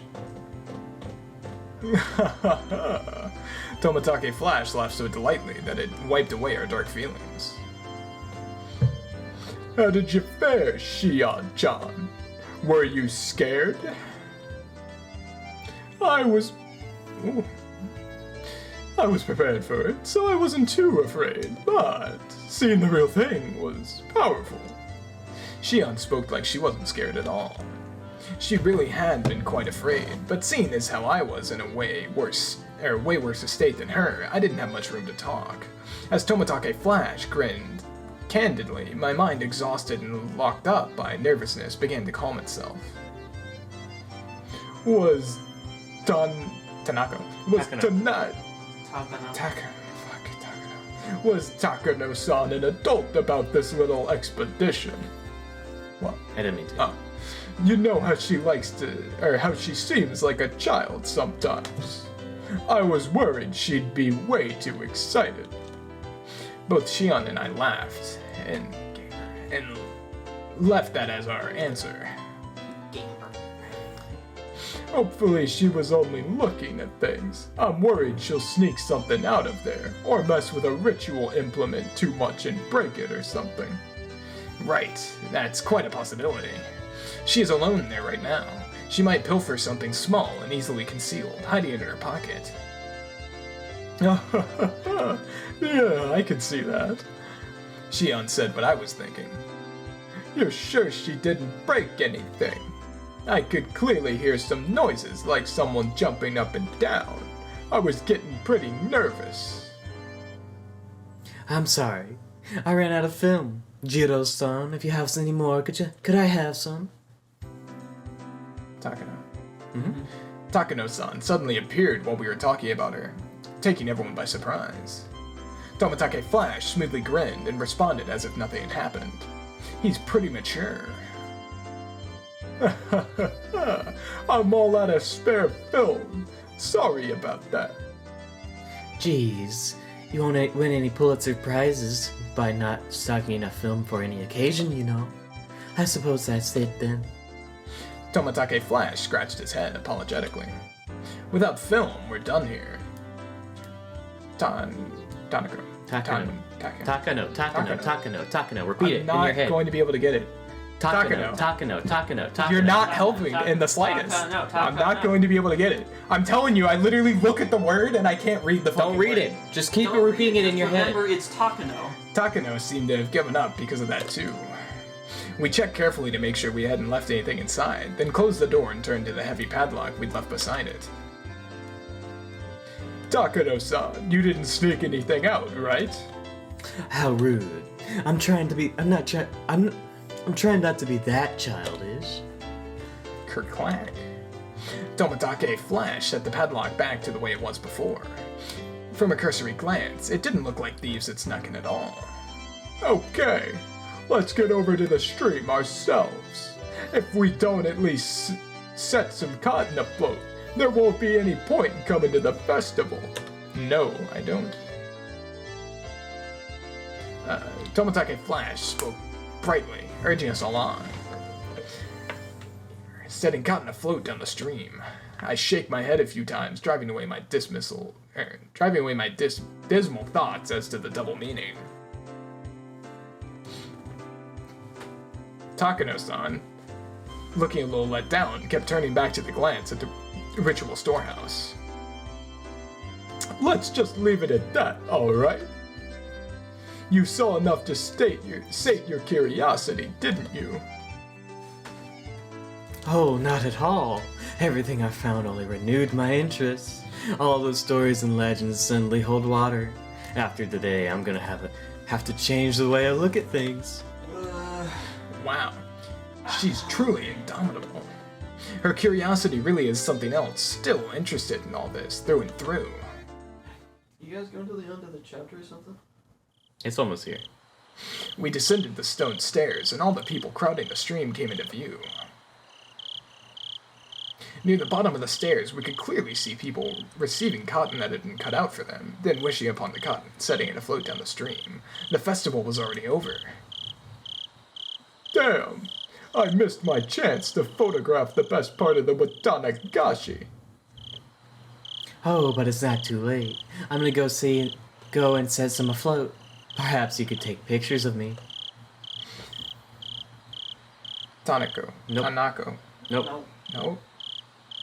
Taco? Takano. Takano-san, with an impish expression, brought her head to Tomitake Flash's shoulder. Despite his age, he looked embarrassed. I felt an honest respect for Tomitake Flash, man to man, for dating such a handful of a woman. Goodbye then. Yeah. Goodbye then, Mayabara-kun. Shion-chan. We're going down to the stream. Would you like to come with us? I'm gonna pull the lever. No. I couldn't get in your way.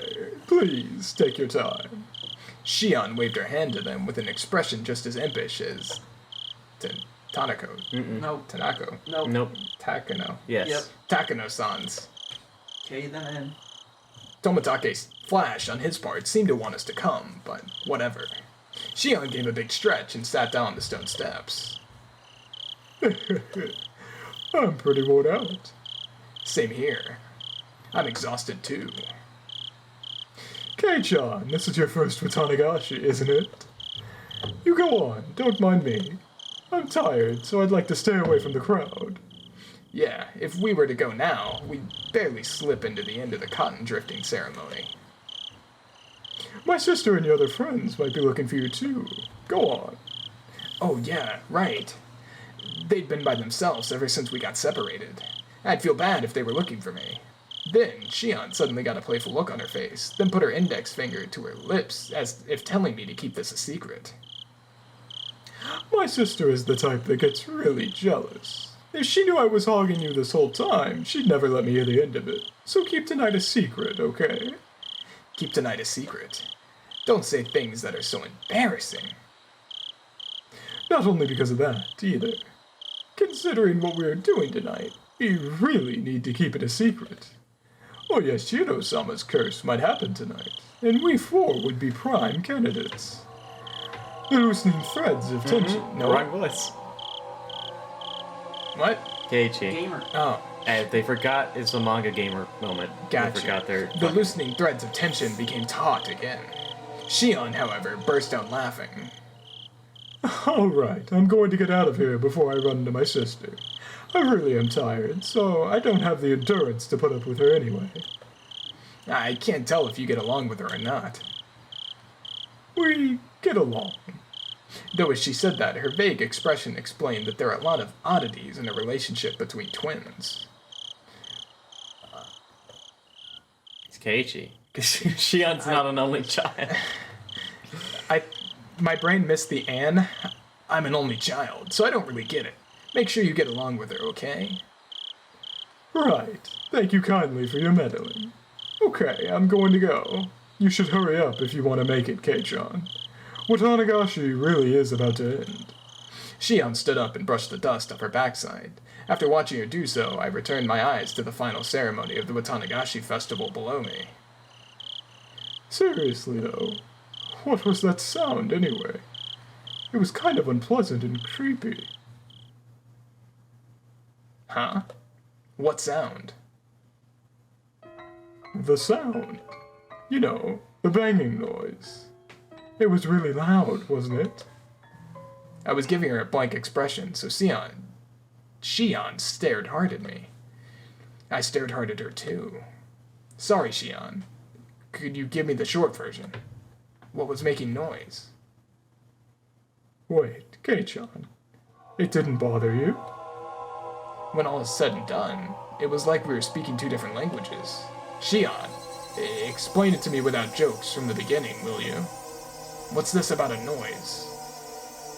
Kei-chan, you quit joking around too. Really, honestly, it didn't bother you. Neither of us was giving any ground, and both of us were staring at the other in disbelief. We were answering questions, with no sign of an actual conversation in sight. Baffled, I held in the urge to shout at her and asked politely one more time. I'm going to ask one more time, okay? I'll ask the question. Shion nodded silently. Okay, here goes. You said there was a sound. What are you talking about? The banging sound. It was like a kid was jumping up and down on the floorboards somewhere far away. It really didn't bother you? There was nothing to be bothered by. When did you hear this? I never heard anything. Wait, Kei-chan, are you serious? Tomitake Flash also mentions a sound, doesn't he? Yeah. Shion, as if she didn't understand my plain and simple answer, pressed me further, her expression serious. I have no clue what she's talking about, but if Shion has Shion acting so like this, whatever it was, it gave me the creeps and sent a chill down my spine. It was while we were looking inside the ritual storehouse with Takano-san. About the time she started her stories, I think it was. Little by little, louder and louder, off and on. She heard a banging sound, like a child jumping on distant floorboards. That can't be true. Don't start trying to scare me after all that. I didn't hear anything at all. In fact, it was so utterly silent in there that my own heartbeat was almost deafening. Please don't try and scare me either, Kei-chan. It was like something was making a noise in time with Takano. Takano-san's scary stories, and I was totally creeped out the whole time.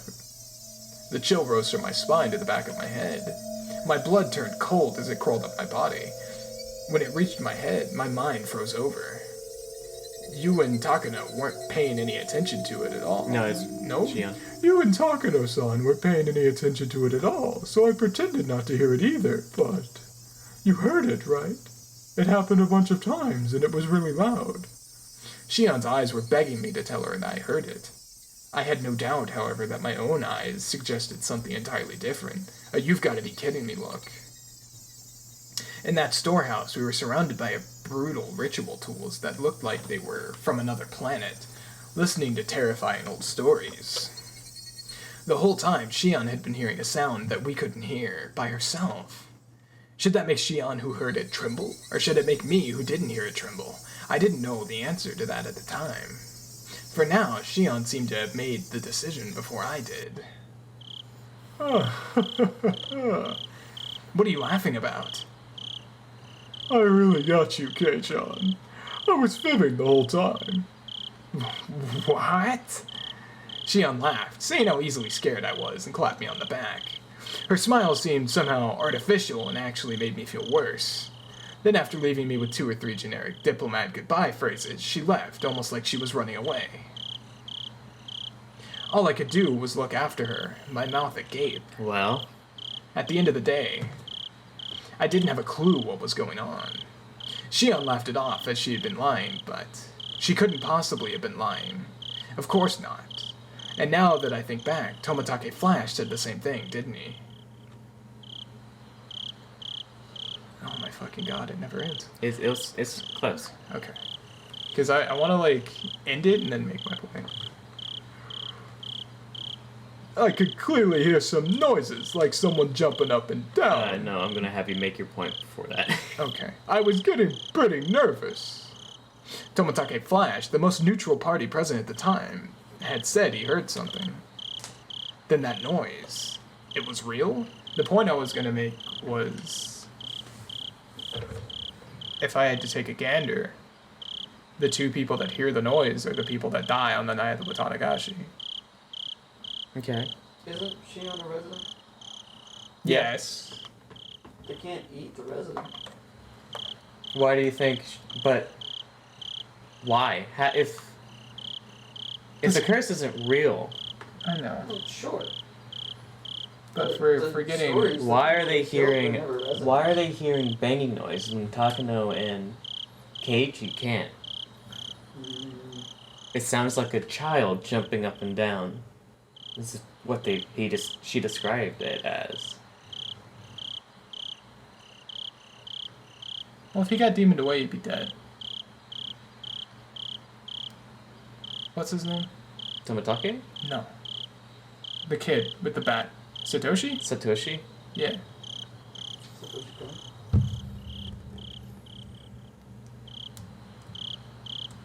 I don't know. Looks like I'm going to keep reading and find out. Someone's gonna die. The banging sounds. It sounds as though a child was jumping up and down on some kind of floorboard, just far away. And why far away? Oh yeah, Shiro-sama's curse, which happens every year, might happen again tonight. The most plausible victim candidates were Takano. Takano-san, Tomitake Flash, Shion, and me. The bustling of people sounded further away than I would have liked, and the sounds of the insects sounded too close for comfort. I'm near so much human warmth, and yet I can't ever go back there again. That was the ominous idea that sprouted in my mind. Then all of a sudden, I was pounced on from behind, causing my heart to lurch. Keiichi, we found you. It was Rika-chan. When I turned around, Mion and Reno were there too. Mion sighed and said, We finally found you. Now we just need to find Sadako. Everyone got split up this year. We should make sure we have someone to meet up afterwards next year. How? You're right. It's a festival, so we should all be together. I listened to Mion's happy declaration with a little bit of guilt. Keiichi, did you root for me while I was dancing? Ah, yeah. I saw it all. You did a great job all the way through. No mistakes either. Yeah, that's right, Rika-chan. That didn't count as a mistake. I tensed up as I realized I'd made a mistake of my own. Mion slapped a hand onto my shoulder a little roughly. A gross sweat broke out over my whole body. Did you do it too, Kei-chan? Did you get some cotton and send it down the stream? You said I Mion? think he just... What the fuck? Oh, you haven't yet, right? Is what I could feel her saying. Without the courage to tell any more lies, I lifelessly shook my head. Huh? You haven't, Keiichi-kun. Should go now, or it'll be over. It'll be over. Sorry, this is my first Watanagashi, so I don't really understand the rules and stuff. That's right. I'm sorry. Mion took my hand and we started walking down the stone steps. Hey, Kei-chan. What? Did you see Shion? My heart skipped another beat. Maybe Mion could sense my surprise through my hand. It's Keiichi. No, I sort of think I saw her. You two looked alike, so I thought it might have been you. You wouldn't have gotten that wrong. We're wearing different clothes. Huh? Oh, that's right. Mion's momentary silence was like a death grip upon me. I just can't do anything about that Shion. Well, it's her we're talking about, so we can just leave her be. Mion's expression returned to her formal, usual self, and we continued down the stone steps, her firmly pulling my hand along. There you go, buddy. Yeah! There's a lot to Finally! digest in that chapter. There's a lot to digest in that chapter. That's like honestly probably one of the thickest fucking chapters so far. Yeah, we got more scrapbooks too, which we can read next time since it's Yeah, late. I was gonna say since it's like 11 o'clock. Plumbing the depths.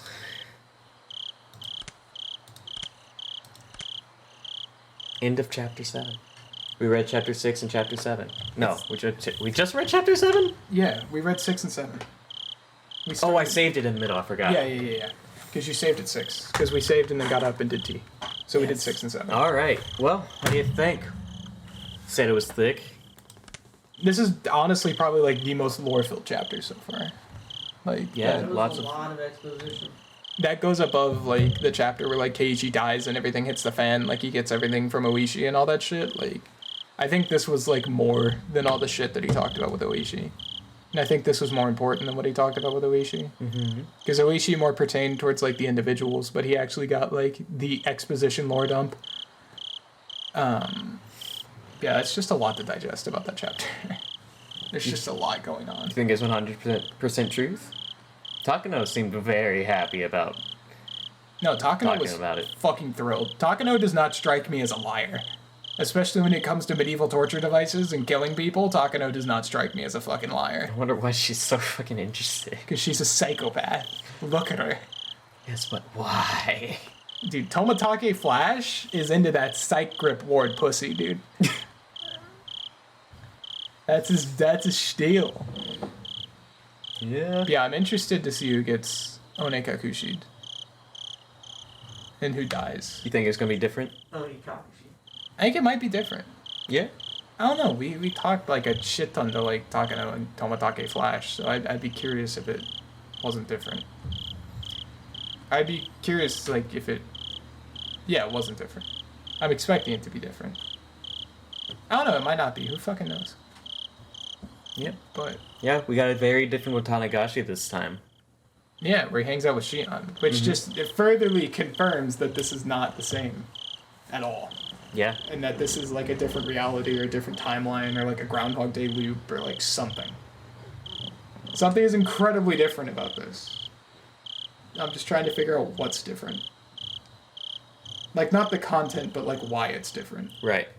Like why Keiichi died and then it's like, hey, Keiichi again, but this time it's a completely different fucking scenario. But it's in the same village with the same people and the same lore. That's like the only question like I kind of give a shit about Why right are we here again? Why are we Yeah, that's the one that I care about right now. why is something different happening? Yeah. It's not so much like, oh, why are they doing it, or like who's doing it, or like any of that shit. I just want to know why, like, we're back. That's what I'm curious about. Alright. Well, I think that's a good place to leave it.